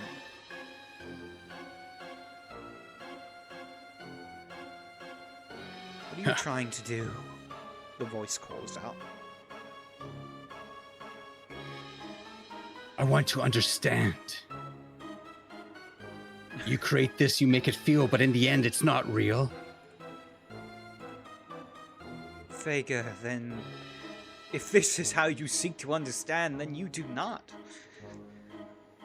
The world out there isn't any more important than the world in here. Here it's as we can make it. Free from the bounds that tie us, the strings that are tied around you. Why would you want to be out there? There's nothing for you. You keep on saying we. But you're the vagabond. You stand alone. Or do you stand with others? Don't you get it, Vega? It's a paradox. is and it is not. It cannot be and it simply is. You're focusing too much on your mortal sensibilities. You're not human anymore. You're something greater. You're free. I know what this is. You've tied yourself down to reality. No, Vega. You've done the wrong thing there. You gotta free yourself. Free yourself from those bonds. I mean, you did it from your family. You left your mom behind. You left all of it behind. For a new life. A new world. And then you just went ahead and fucked it up again. You watch as forming in front of you the appearance of Cassandra. Now, Vega, you gotta reject these things, man. Love is an illusion. Hate is an illusion. All of it is just pointless sound. You gotta let it go. All of it. Vega is going to be enraged at this moment because he used Cass. And so he's going to attempt to somehow... he wants to shift the reality on him. He wants to shift the reality just to kind of say, back off. You know what I mean? Like, just... All right. Vega, why don't you make me a... Here we go.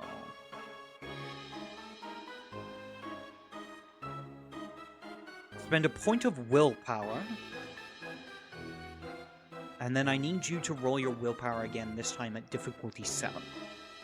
Okay. Point of willpower. Boom. There we go. Also, tell me, what vision does Vega form as he conjures forth this illusion? I want Vega, you got an extra dice. Oh. I want the illusion of Cass all of a sudden to sort of shift in front so that it's the person's face, if that's a possibility, or unless it's just simply the environment that I can shift. I ask you, Story. We'll see how many successes you get, but tell me what you're attempting to achieve, and then we'll see how far it gets. I want him to see his face as if it was not damaged, as if he was a human. Just to all of a sudden kind of stare back at him, just to make him sort of just scare himself. Difficulty 7. And I'll spend a point. Oh, you said spend a point of willpower. Can I spend another point of willpower? You can. Okay, that's what I'll do.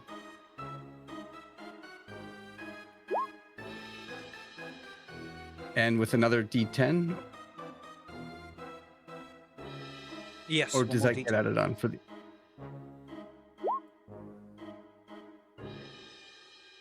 That's 3 successes. You begin to reach out as you focus in, and the world begins to shift around you. The body of Cass shifts inwards, facing away from you, as it shifts to a face. You watch as the space around you begins to shift and crack as these two illusions overlap each other. And you see, almost flickering in the darkness, the figure of the man in the hat as he looks towards the illusion you've created, and the smile in his face turns into a frown.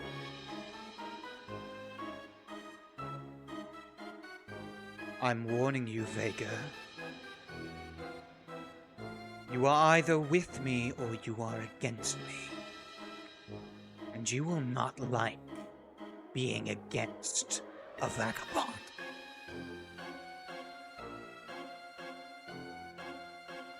I see you for who you are. I respect you.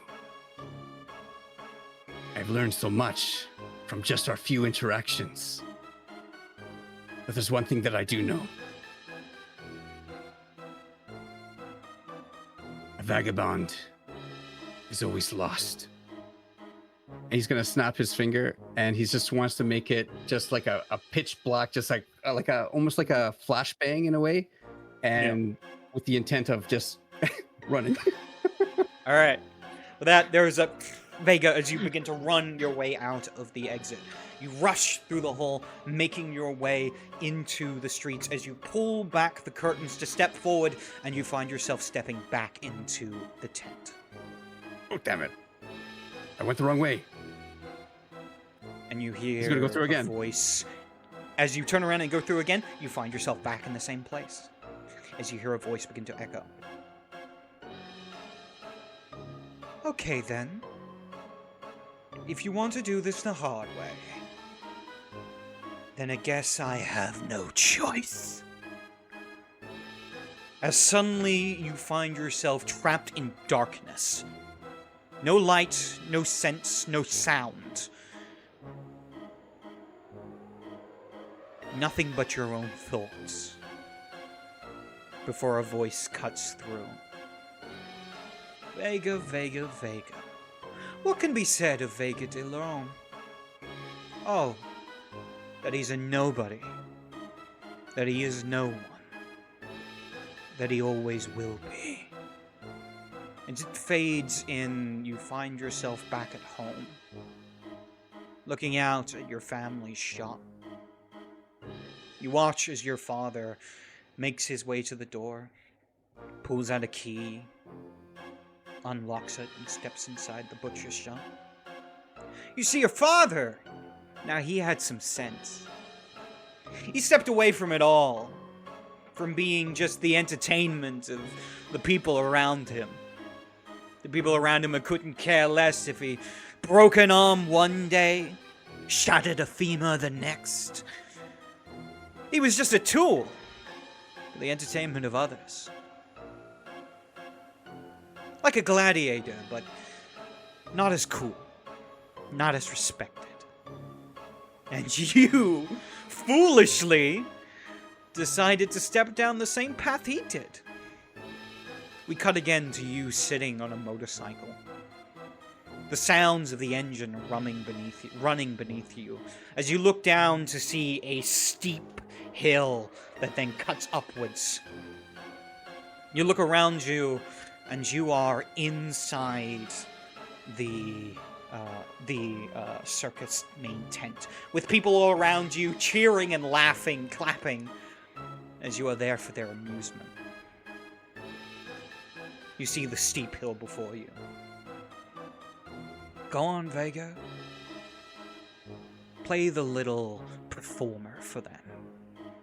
Break yourself. Bleed from them. Oh, wait. You don't get to make the choice, do you?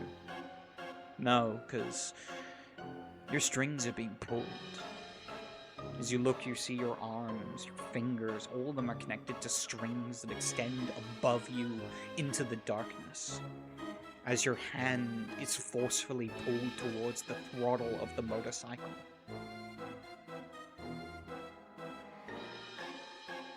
Can I Come fight on. back? You can attempt to fight back. It'll be a willpower roll, difficulty 9. Yeah, okay, fair enough. Now, this is probably not a situation for a thing that could end badly, right? Because it's... And I'm talking about the Daredevil feat. No, not in this I case. think that's a Not in this universally case. fun thing that players can't ask Yeah. a DM. Yeah, it's so true. Okay, you said willpower? Yes, willpower, difficulty 9. There we go. Come on now. Come on, Vega.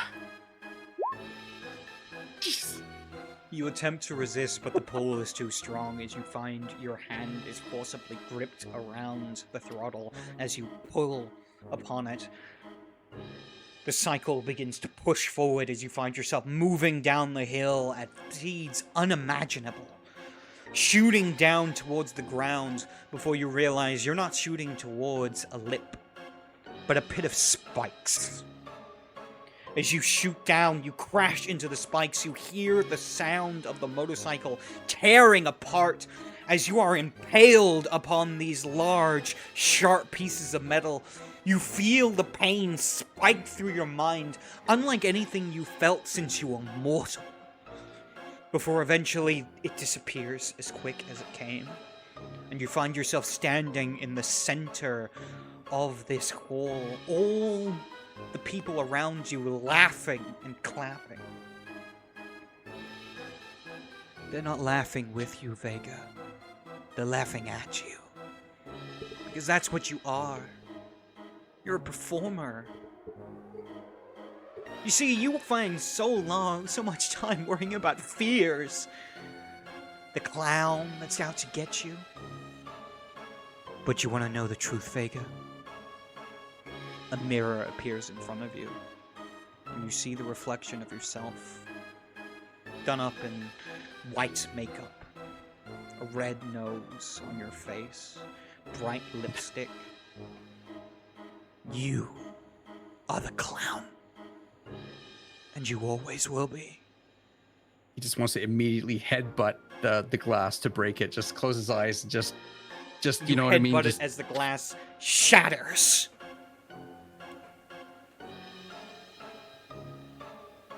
You will always be just a nobody. The son of a butcher. And suddenly you are standing in front of a butcher's table, meat cleaver in hand, and the body of a pig before you. Go on, Vega. Do what you were always born to do. Do the role that's been given to you. Vega the Butcher. Vega the Nobody. Go on. Do it. As you see a figure stepping forward from the shadows in front of you. The figure of the man with the hat, his eyes completely enshrouded, and his smile a sharp smirk as he leans on the table across from you. Do it. I dare you.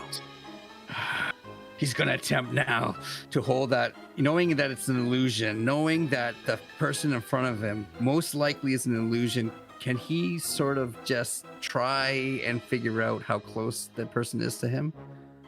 He is And- very close, as you have the cleaver in hand.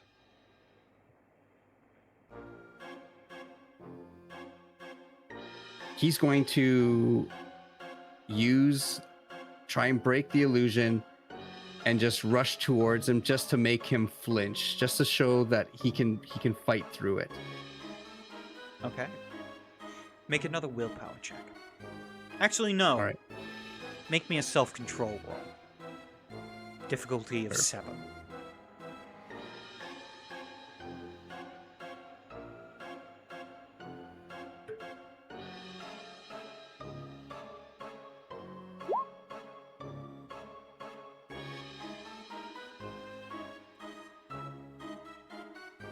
As he gets closer, you feel the beast well up within. The beast doesn't care for illusions. It doesn't care if this is all fake. It wants to hurt the one that is hurting it. As in a frenzy, you take the cleaver in your hand and swing at it at the man in front of you. You watch as the cleaver cleaves through his skull. The man smiles in front of you, and then drops to the ground. You smell iron begin to pool around you as you blink for a moment. You find yourself standing in the empty circus, and before you is a body with a meat cleaver stuck in its head. The smell of blood is overwhelming, as you just hear a laugh and a clap from behind you.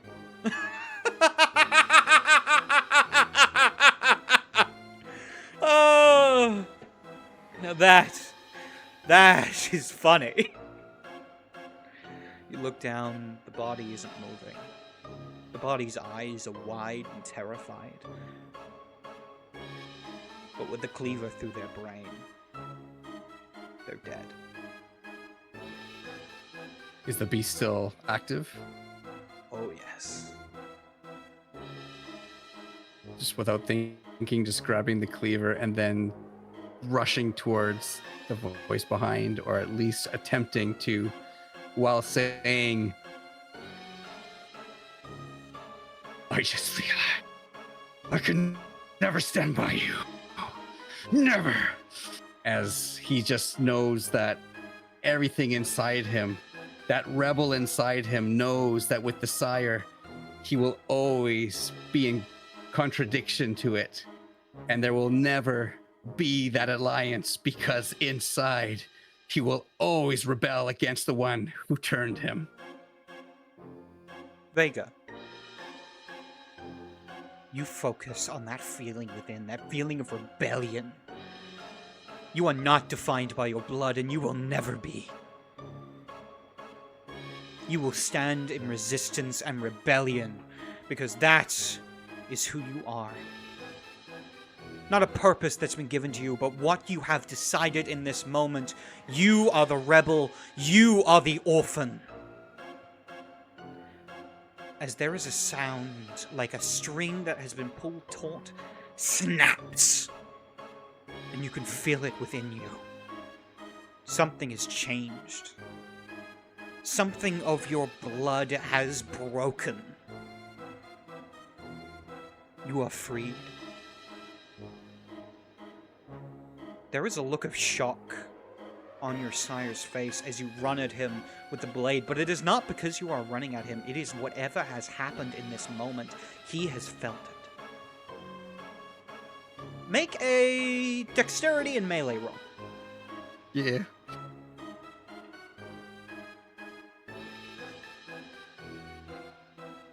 Dexterity. Melee. Difficulty? Difficulty of 6. Difficulty of 6.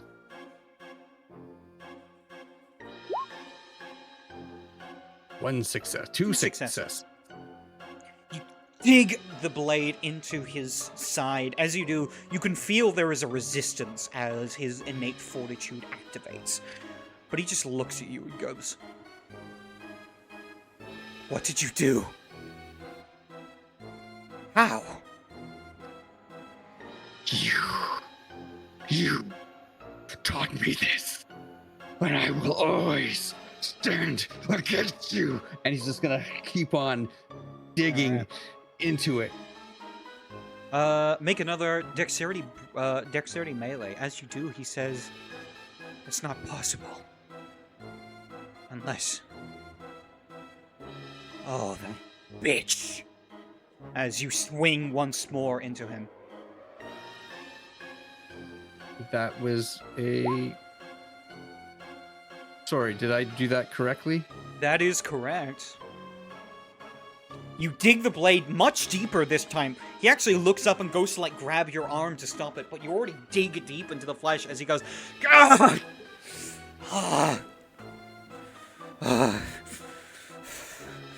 Fine.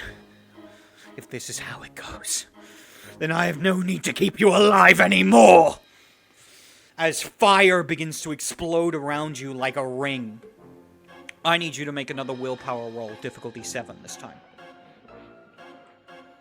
Grabbers. Got This one time last he has willpower. grabbed your hand, and you can feel his hands digging deep into your flesh. As if he's trying to break your arm as it digs deep into his body. Hell yeah. You said difficulty 7? Difficulty 7, I yes. didn't get... Willpower difficulty difficulty 7? 7. Alright, I'm gonna use my last willpower. I just want to make sure I did that previous roll. Did I do that right? Okay. 3 successes? Okay. 3 successes. you kind of feel the heat from around you, and the beast almost begins to crawl up in fear, telling you to run from the fire around you. But either your rage burns hotter, or your willingness to no longer fall for the illusions does, as the fire around you disappears, and it is just you and him standing alone. His eyes are wide with rage as he looks at you, and you get one last chance to attempt to dig deep enough to kill him. Make me another dexterity and melee. I will note, this is your last chance to attempt to kill him. If you fail this, he will get a go for real this time.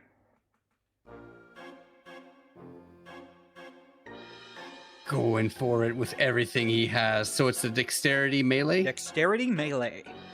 Now, may I ask, in this situation here, as the beast is flowing, knowing the fact that his life is in danger, does the daredevil feat activate in this moment of life and death? I will say this. I will allow you to lower the difficulty to 5. Oh my gosh. No. No more willpower.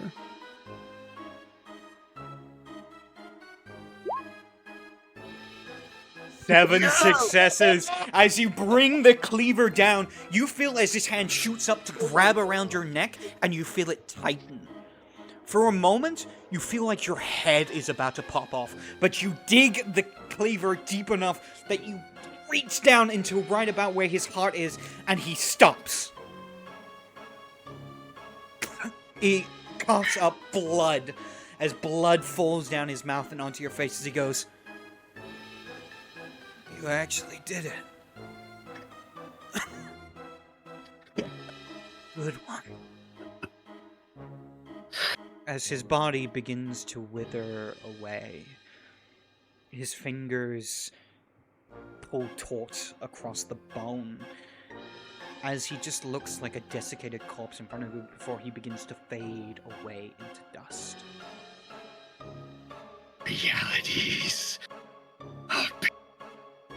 And he's just gonna final through it, just cleaver all the way tear through. As the body begins to turn to decomposing in front of you. You see, like, the fanged look of the head that's, like, pulled taut across the skin. As he just lets out one final, "Good job."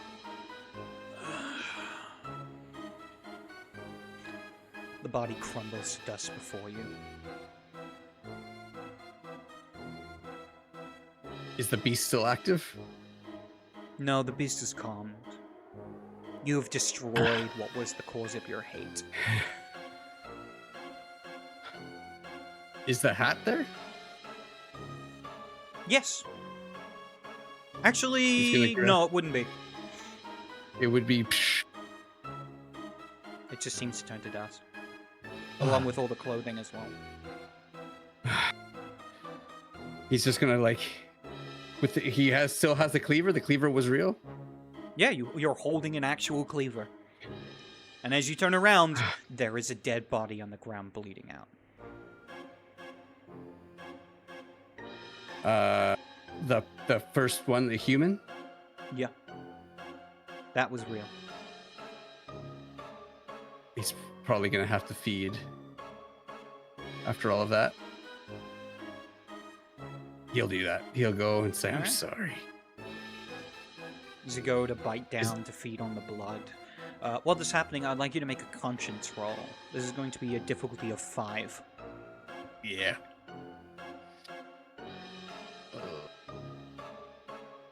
I leave some cocaine to even it out. Just Conscious roll. sprinkle a little cocaine on the dead body. Just Maybe we'll join him for the afterlife. My gift. difficulty 5.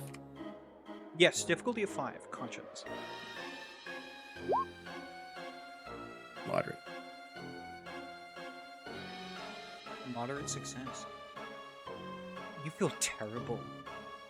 Yeah. Even if You were tricked. You still did it. You ended a person's life and you didn't even know their name.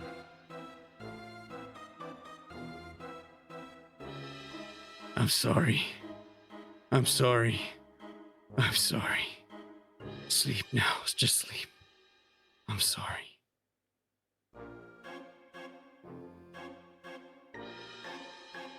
And then he's gonna turn around and look. Is the tent there? Is it gone? No, it's still there. And he's gonna walk towards the tent. Is the dust of the? Is there any evidence of the body of my sire? It's just dust at this point. Okay. Hide the body. Hide the body. I'm gonna have to ask for help. Do I keep this secret? He's just gonna think, is this a secret that he keeps to himself, or does he tell? He's going to. Is there a way to sweep the dust away? Yeah, you could just kind of sweep it and like, as like, you see like wind blow through like the bottom of the tent and kind of start pushing it around. It's probably just gonna blow right in the wind. Yeah, it's gonna go away. It's fine. It's fine. No evidence. Leave no evidence. It's kind of leave the body there. Maybe that's the only thing he needs to say, and he'll just run to the tent. Alright, He was- as you make your way out of the tent, you make your way over to the Hall of Mirrors where your friends are. I want to add something. At this stage, considering how long that took, I think Sage would have just started breaking all the mirrors. Okay. Like, We you watch as just there's hear a a point where you're sound. like making your way, and then like one of the mirrors on like the walls just smashes out. And then this nearly goes to your face. Whoa! Vega? I nearly hit you there. Yeah. Sorry. Hey guys. Oh, I'm not sweating. I'm a kindred. There's no sweat. You're Everything's acting like fine. you did. Everything's perfectly fine. No, when Hey, you're something's not right. Yeah. Something's not right. Where is everyone? Actually, Probably falling ran behind into you. Yeah. away from the At this mirror point, you smashing. guys have been literally walking around this fucking maze for like 20 minutes. Yeah, Sage started breaking mirrors. Literally just smashed them. That's it. Yeah. She shattered mirrors on the ground. Half Yeah, of that was- destruction. Too many fucking bows in there. Too many fucking bows. It's not often you see such a array of handsome gentlemen available. Me? Perhaps. Anybody. I just graced everyone's presence tonight, he'll say smugly. Oh, as you So- guys look, Alright. Vega does have a spray of blood on his clothing. That You didn't share? blood. There's a body over there. Brennan. And he holds the cleaver. You Yeah, you killed see a him? bloody cleaver that's also got You like killed dust on someone. it. Hasn't even been an anarch a day, and he's already gotten the mannerisms down. About that.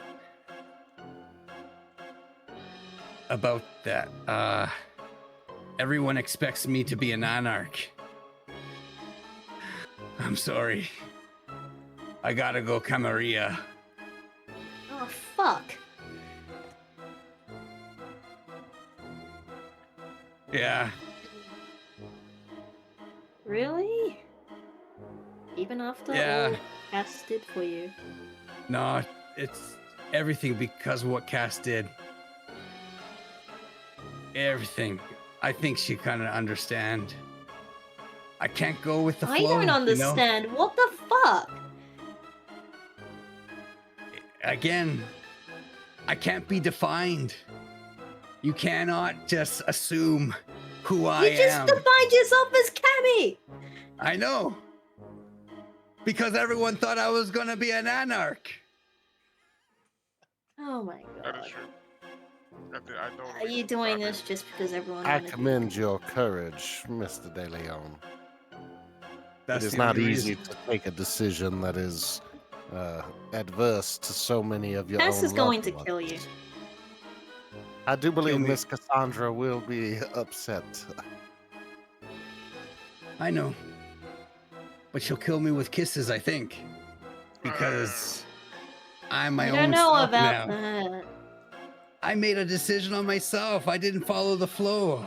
And that's the thing. Oh. Is that nothing's gonna stand in my way anymore. You call me an anarch? Nah, I'm the opposite of that. And I But if you- suppose nothing said that Cassandra is the one who placed Exactly.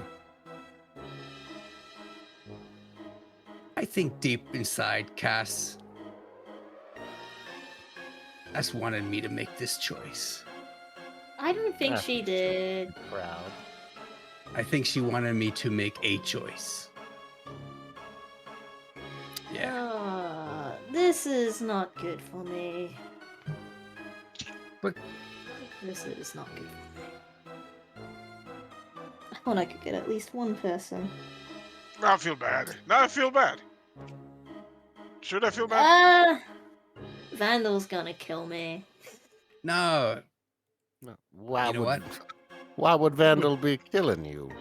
You know what? Well, Those commie what- fucks don't even drink Coke blood anyways, right? Yeah, where are you going to get your Coke blood, Carlos? And who needs... You're not gonna I be already allowed have in a Renegade fancy anymore. Rolex.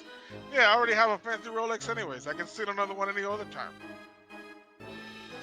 And cars. I'll steal a nice car. We already stole a Humvee full of cocaine. I could probably steal Yeah, a well, we're gonna get nice your Coke Mercedes full blood. of You're cocaine. you're literally not gonna be allowed back at the Club Renegade.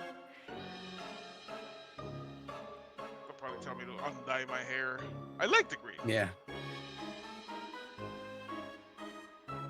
But you Oh know, my Sage, you God. could always be kind of a camarilla. You don't have to go. You don't have to be defined. Be yourself. Be you, Sage. Vandal can't define you. And you know what? I'm sure the camarilla will protect you because the prince. No, I actually don't like the Camarilla. I think if It we are just- to encourage her to be herself, then she I has actually been exactly that. I think that Yeah. she does indeed belong in You're right. Vandal's flock. But think not that that excludes you from ours. That no matter which jersey we don for our respective teams, we are still family with each other. Sure. She kind of just looks around. Looks at specifically Gabe. Well, they've all chosen, and I'm screwed. I cannot sway your opinion. If you wish to be you and choose your choice, go right ahead. I have respect for you, but not for the choice. I didn't expect you to. Well. I mean, I can not That's respect the awful. choice any day of the week, but I can most definitely respect you as an individual. Yeah, I get it. You hate the Anarchs. Well, yeah. That's... Damn, Vega, you really had to choose the Camarilla? It's just something deep inside, you know? Like, the thing is, one thing I learned, you gotta expect the unexpected, and that's who I am. I feel so free. I feel good. I feel bad, really bad for that guy over there. It was an accident, just so you know. Totally. If you act But- like a rebel in the Camarilla, I think you're gonna get a lot of trouble. But whatever, I can't exactly beat you guys up over this. That would not do anything. As much as I'd like to. Smashes another mirror to the side. A mirror smashes inwards. Ah, Hell, outstage. I already told you I was coming back with you. Just Coke blood. Massive amounts of Coke blood. and you follow. Okay. So wait, does that mean officially is it 2-on-2 on each side, or when do we actually have to officially seal the deal? Tonight. Preferably Tonight? tonight. Well, whoever's going to swear by Vandal's side, come with me. It's a, I'll go to Gabriel quick. Can I get another man, please? Another what? Man, $1,000. No. Fucking sour sport, and I'll walk away with 6. What? Okay, Sage doesn't actually laugh. I'm just dying from this guy is just That is flipping because of awesome. her. Oh my god. question, Game Master. Are we making this decision tonight? That is Tonight. completely up to you. Okay. You guys can have decide to some make the decision whenever questions. you want. Hey, we don't have to make a decision right now, right, guys? Bo, what do you think? Well, Eyes are on us. I It's think we do going right to now as be- Bo and Vega, but I don't think as Rain and Tone we necessarily have to right now. Listen, if you want to mull it over, go right ahead. I'm not going to put a gun to your head. I mean, you all That's have a nothing very but time.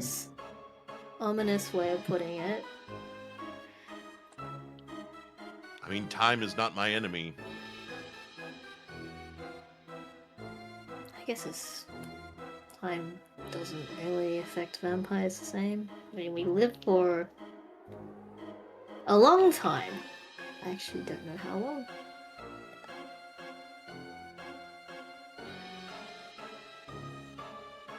Hmm. Gabe, just before I make my decision, which I'm totally hell-bent on doing, but just a question. If I were to go with the Camarilla, is there anything negative that would happen to Cass, I who What did he claimed do? me? I don't know Because she anything claimed bad me. would happen. I cannot speak for the politics of the Anarchs. I can only speak to their actions that I've witnessed. I don't think they understand politics. I think that I'm sorry to say it, they're idiots. Sage just rolls her eyes. Sure. Just flipping them off. Perfect. Kind of hot though, forbidden love, right? The forbidden fruit is always the most appetizing. Oh my god. This is... Well, if Cask ever comes back, I want to have first row seats to the Fallout. I want to see what happens. Yeah, me too. I want to see. Wait, you're saying that in a negative way? You think No. something bad's gonna happen? Everything's gonna be peaches No, and cream. I think good things are going to happen. She actually does it in a sarcastic tone. Like, she's not hiding it. Ugh, crazy that the mirrors were actually real. I'm actually really surprised. I did not expect that. That was a very good mirror maze. Kinda lost my cool a bit there. But it's not a good maze. We didn't even solve it. We just broke our way through. Got tired of waiting. We're just gonna be stuck in there forever. Oh, can I Still, see I your have so gun? I have so many Oh. questions for you. Oh yeah, So many questions. no problem. I have very few answers. Well, we will see what they bear as fruit. Yeah, Bo doesn't have any ownership problems with his gun. He would very Hand it over? linguistically hand it to you. It's a revolver. And revolver, he'll like kind of look at it, cock it back, and just aim at some mirrors and just start firing at the mirrors. Mirror Whoa, smash watch it. and shatter. Oh, that feels so good. Here you go. Thanks, Bo. That was great.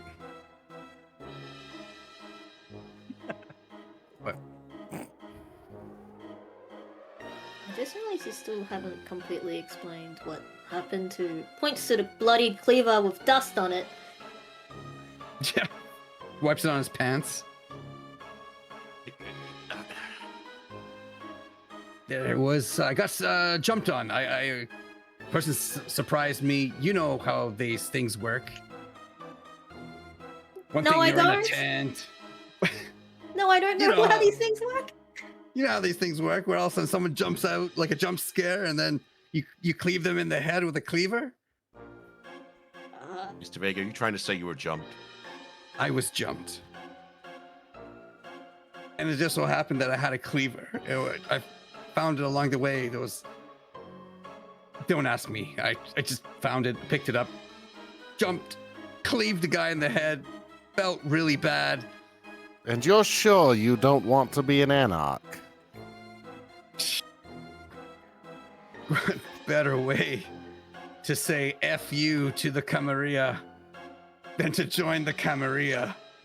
Say F you. That is a fair point. That is a fair point. Am I allowed to like empathy check? Like Sage is You can really attempt to. suspicious. What is the roll Perception, for- empathy. Vega, you can either use manipulation and subterfuge or charisma and expression. Tell me Awesome. more. Oh, Oh my Can I God. just, could I like, would it be perception or, it would probably be perception actually. It would be perception. No Perception and- modifiers. What was the Empathy. ability? Empathy? Empathy. What difficulty is it? Standard difficulty if it's an imposed roll for both of you. Whoever gets the most succeeds. Six? Successes So 6 for succeeds. both? Yep, 6 for both. Yeah, Oh, 6 for snap. both. Alright. rolling the dice. Gonna do. Roll, you said. roll, go. You said. Submit. You said charisma.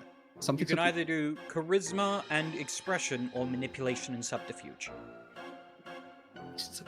Ooh, what charisma? Come on. Expression. There it is. So sorry. There we go. Modifier 0, 0. No. And you said modifier. Or sorry. Difficulty. Difficulty of 6. Standard difficulty. Oh, standard difficulty. Thank you so much. Question, I got- storyteller. 1. Would my concentration merit come into play here? No, I don't think so. 'Cause Okay, you're not in like an intense situation, so you're fully focused. gotcha. Whoa. Everyone just reads. Oh. everything on my Yeah. wall. Oh, no botches. No botches on this one. So yeah, Everyone Vega's a reads bit of an their book. open book at this point. How's he feeling? He feels absolutely free. Like there's no doubt about it. Like this is probably the first time you're seeing Vega sort of, I don't know, like just smiling, really smiling, not He's not walking being to his own theme music. goofy. right now. Exactly. This just exactly like those, you know, like the world that was pressing upon his shoulders has just been lifted, and he feels really bad about the cleaver thing and all that, and it's just really a comedy of errors is what you're looking at. It's like it was just nothing about blood killing and- his sire. He doesn't feel anything. ugh, Doesn't feel anything. Oh my god. feel good. He just feels good. Oh. Interesting. Yeah, he's not gonna get his mind effed anymore. Like it's You look like you're very happy about all this. I am. I've learned so much about myself, you know, with the jump scare. And I jump just- scare. Had to. I Come think to you guys terms- would know that's clearly a lie. I think as a That's- general thing, you know he's not being honest about that specifically. Alright, who here actually wants to know what happened? I vote 1 for that. Cause I don't think you're telling the This truth. life-changing trip to the carnival doesn't quite fit with my narrative for you, Mr. De Leon. All right, that's 2 for it. Okay. All right. You know how I've been having those crazy visions, right? Yes, we are all too Yeah. familiar. And you know how it always put my life in danger? And you in danger? One or the other, usually both. Usually. It just so happened that it's not going to be a problem anymore. Your little trip to the tent where you got jump scared by something, which you have a bloody cleaver on, coming back, and you're saying after doing something, you don't get those, well, mind fucks anymore. Yeah. This is implying something, but who did you kill? Can I roll on a subterfuge at this point? Sure. Either charisma subterfuge Alright. or manipulation subterfuge. All right, sounds good. He's gonna And try anyone for the else? manipulation piece. Saber's Anyone gonna else who try would like to see through attempt it. to know if he's lying or not, will need to make a perception and empathy roll. Difficulty 6, once again.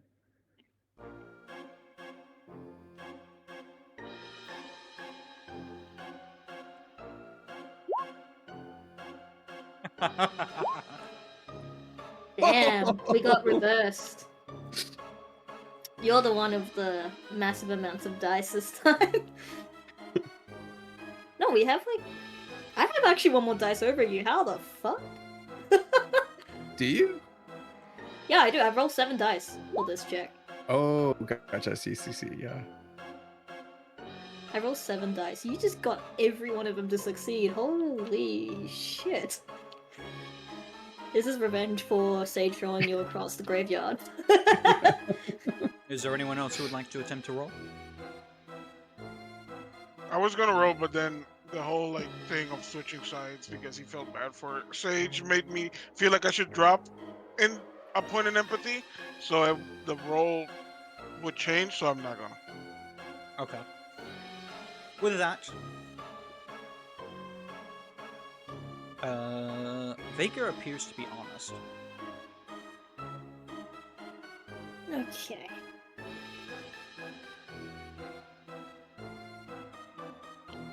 Sure. Right. Sage still occasionally just looks at the knife specifically. Because even if Vegas is like, he looks honest and everything, it's just like, from what he's already previous information of saying the vision stopped, and then a bloody knife, and then saying he got jumped. With those previous bits of information, it's kind of hard not to believe or think up of another theory. But she won't press on it. Yeah. He'll sort of allude to the fact that it was all some sort of sick test and it's done. Like the guy's you know dead, have the cleaver, and he said it's done. And that's it. It's I'm glad gone. for you. That's why I feel good about it. Yeah, that's good. Next time the coke shots are on me. Well, I guess congratulations on freeing yourself from the Thanks. visions. Those were pretty... It got you in a lot of trouble. Oh, it was crazy. Like I almost got hit by a truck. Just some Yeah. sick bastard, you know. And, sick cabron, you know. But you know what? Why are we standing in this abandoned circus? There was not even any roller coasters here. Let's go, guys. You brought us here. Mr. It was your Mr. idea. You brought Mr. us Vega, here, you brought us Vega. here, and a carnival would have roller coasters. A theme park would have roller coasters. Circus Had I known is- that, we would have never come. I thought it was roller coasters. Circus and That's the I theme got those. park. I get those two confused. Okay, sorry. Egg on my face. Are Sorry. you sure that Okay. everything's fine up there? What if? What if you're still in an illusion? You know what? I'm not gonna press that. That sounds like a rabbit hole and a half. Take you for your word for now, but I can't say I fully believe you. That's okay. That's okay, Sage. That's what happens. Camarilla Anarch. It's always No, gonna it's be not that. because of that. You shut up about the alliance stuff for 1 second. It begins already. It starts. You're making this worse. I'm trying to keep that out right now. Well, you're bringing it in. You keep on saying that I did something. I'm like, I didn't. I just had a. Not Like I because of said. the alliances. You just came back with a bloody knife and said you were gypped. There's a cleaver. But yes, I told you what happened. So, anyways, you know what? I'll buy the drinks with Gabe's money, and let's go That sounds perfect. to the fancy place, the one that you like, Bo, the one that you were saying. This one, actually, Temptation. Tentaciones. for swearing allegiance, is there a specific ritual or like thing you have to do actively for that? Like swearing allegiance to Vandal, or is it just you say it? Not particularly. It's just being Okay. like, hey, Then Sage, I'm on the Anarch team now. since Sage did not literally declare it out to like complete public, she's like, you know what, I'll go as well. It's not like everyone here knows. Just like over the table, you're also the kid of the Primogen. So that's kind I of like. actually don't know how many people know that. I I don't know. I just said over the table. But yeah, let's go to the fancy place. Alright. We watch as you all begin to make your way from the circus back to the car and on your way to Temptation. However, the camera stays at the circus for a moment as we focus in on a figure on a rooftop. A broad-brimmed hat enshadowing their face. A familiar grin, it's fanged with a smile. As we see the figure of Vega's sire standing atop a building as he kind of looks up and goes, "You did good, Vega. Despite everything, I did kind of like you. I wish you luck, as much as it'll get you anywhere. But now I've got another problem to sort out. Let's find out what this bitch did exactly." As he begins to turn around to walk away before suddenly he freezes. As he grabs at his arm, and we watch as there is this green glow beneath his skin.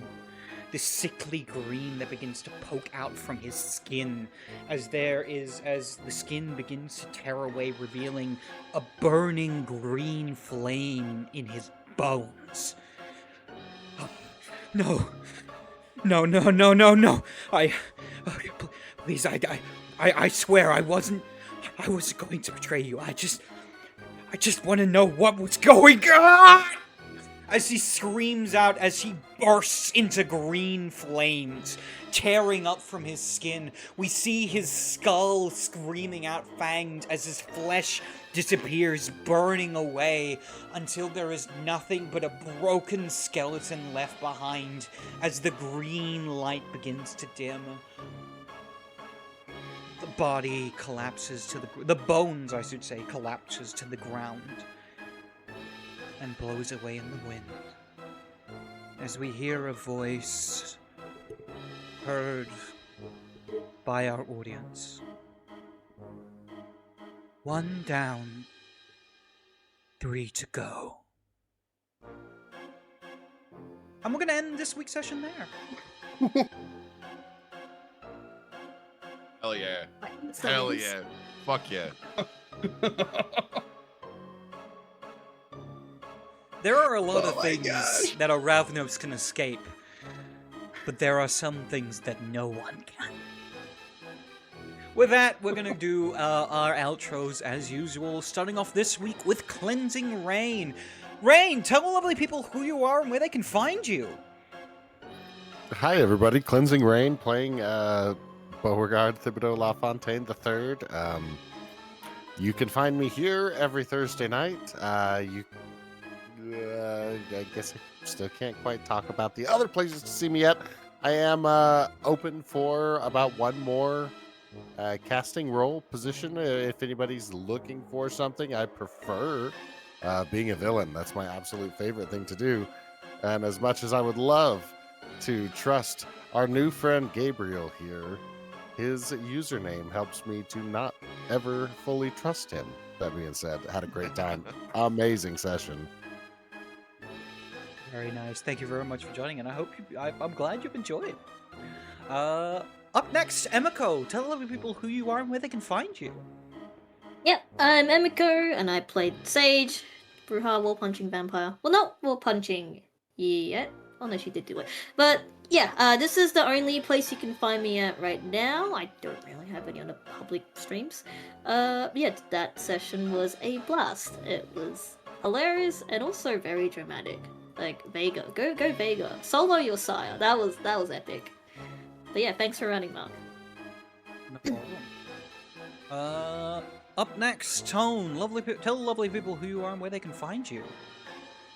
Hi everybody, I'm Tone playing Vega de Leon, and you can find me on Mortal Rolls Monday nights at 7:30 PDT, where I lead a cast of fallen gods as they make their way through their Mortal Rolls, trying to figure out what happened. We're in the 3rd season. The Unraveling is what it's called. You can also catch me this upcoming Tuesday, at Ticking Time Bob's Pendragon. This is the Land of the King. And I think I pronounced it correctly. It's the one with Rebecca, if you know a Serpentine Muse. And it's fantastic because I'm going to be there this Tuesday. Wednesday, I'm with TheCatsMeow. TheCatsMeow. And we had a special guest of Cleansing Rain on Odyssey of the Dragon Lords at Crit Crafters, which is fantastic. And of course, Thursday nights here and upcoming projects. But Mark, I salute you. I don't know what I'm doing. I'm bowing, but thank you. What a beautiful game. What a beautiful game. You're very welcome, and I'm also so glad to have you along. This has been a blast. And Vega has gone through an evolution, which we'll talk more about once we finish up the shoutouts. But up next, Yampa. Tell lovely people who you are and where they can find you. What's up, guys? Yampa playing Carlos the Cocaine Fiend Bias. As always, I love these guys. This crew's awesome. I love how they RP, and sometimes I just zone out and just watch. You can catch me here on Thursdays. You can catch me whenever we get that going again on Fridays over at the Ticket Time Bob for some Dark Ages Conan-esque thing that I still don't know what to pin on it. Pretty cool with those guys over there. And on Mondays over at Super Cyber Station for some Rune Quest. Other than that, thank you for watching. Very nice. And with that, to our lovely guest, Caleb, why don't you tell the lovely people who you are and where they can find you? I'm Caleb, just another villain. You can find me here every Thursday, and now I'm actually able to talk about an upcoming game. I believe it is on the 27th on Void Doll's channel. It is a Magi Knight Academy / Death Games kind of thing. It's very like Sentai, Magical Girl, and like a bit of like The Boys and Invincible kind of like thrown in there, and it's gonna be pretty wild. I've cooked up a character that I'm like really psyched to play, and it's gonna be a blast. It takes place in like modern day. It's like low fantasy, but it's gonna be fun. So it's gonna be a good time. You can also find me on Fridays as well, playing Dark Reign, where I play a Tabaxi. It is a dark fantasy in the Underdark as well on Void Doll's channel, with other players as well who are just as fantastic. And once again, always a pleasure to be here among everyone here. Mark, you running it, and all the other players, just always a pleasure. Glad to be here. And as long as I can stick around, I'll try to. But like, I enjoy my time here, so I'm curious to see how this plot plays out. I have an idea, but like every now and then I just see like a thing. I'm like, oh no, that's not what I thought it was. But I love following the breadcrumbs, and I love figuring it out. So yeah, I'll be here back next week. Don't you worry. Oh yes.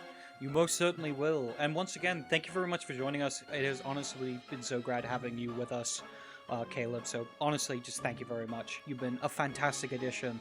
And thank you for showing these filthy anarchs the superiority of the Camarilla. It's always Of course. You gotta show 'em. And I have been Mark, aka TheCatsMeow. Thank you very much for watching. I hope you've enjoyed this intense session of Orphaned Blood. Some small things to go through while we're on camera, so everyone can hear it. Vega, congratulations! You are no longer a Ravnos. You Huh? are a true caitiff. You no longer have Yeah, any in-clan disciplines. However, you can upgrade any discipline.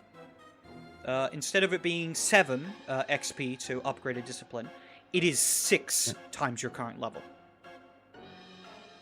Oh, nice. As well, Okay. you no longer suffer from the curse of the clan of the Ravnos. So congratulations!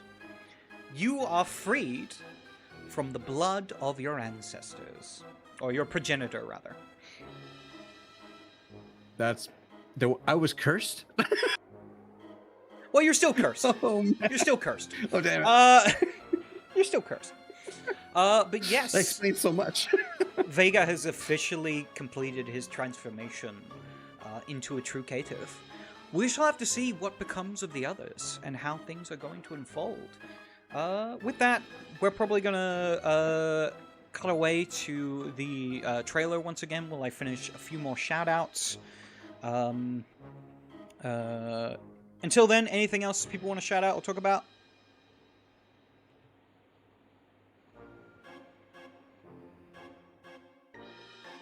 Another I'll shout take out that to as a Mark. no. Yeah, shout out to the There we go. TheCatsMeow channel. Come check us out. Yes. Give us a follow, give us a like. Every little bit helps, and if you feel like you want to help us out in that very extra special way, feel free to sub.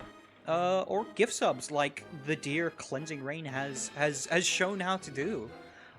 So once again, thank you to everyone who has done their part to help me out and allow me to keep making cool shit like this. And we will see you all next week as we, well, choose sides, it would seem. Until then, have a good night. We shall see you all next time. Bye.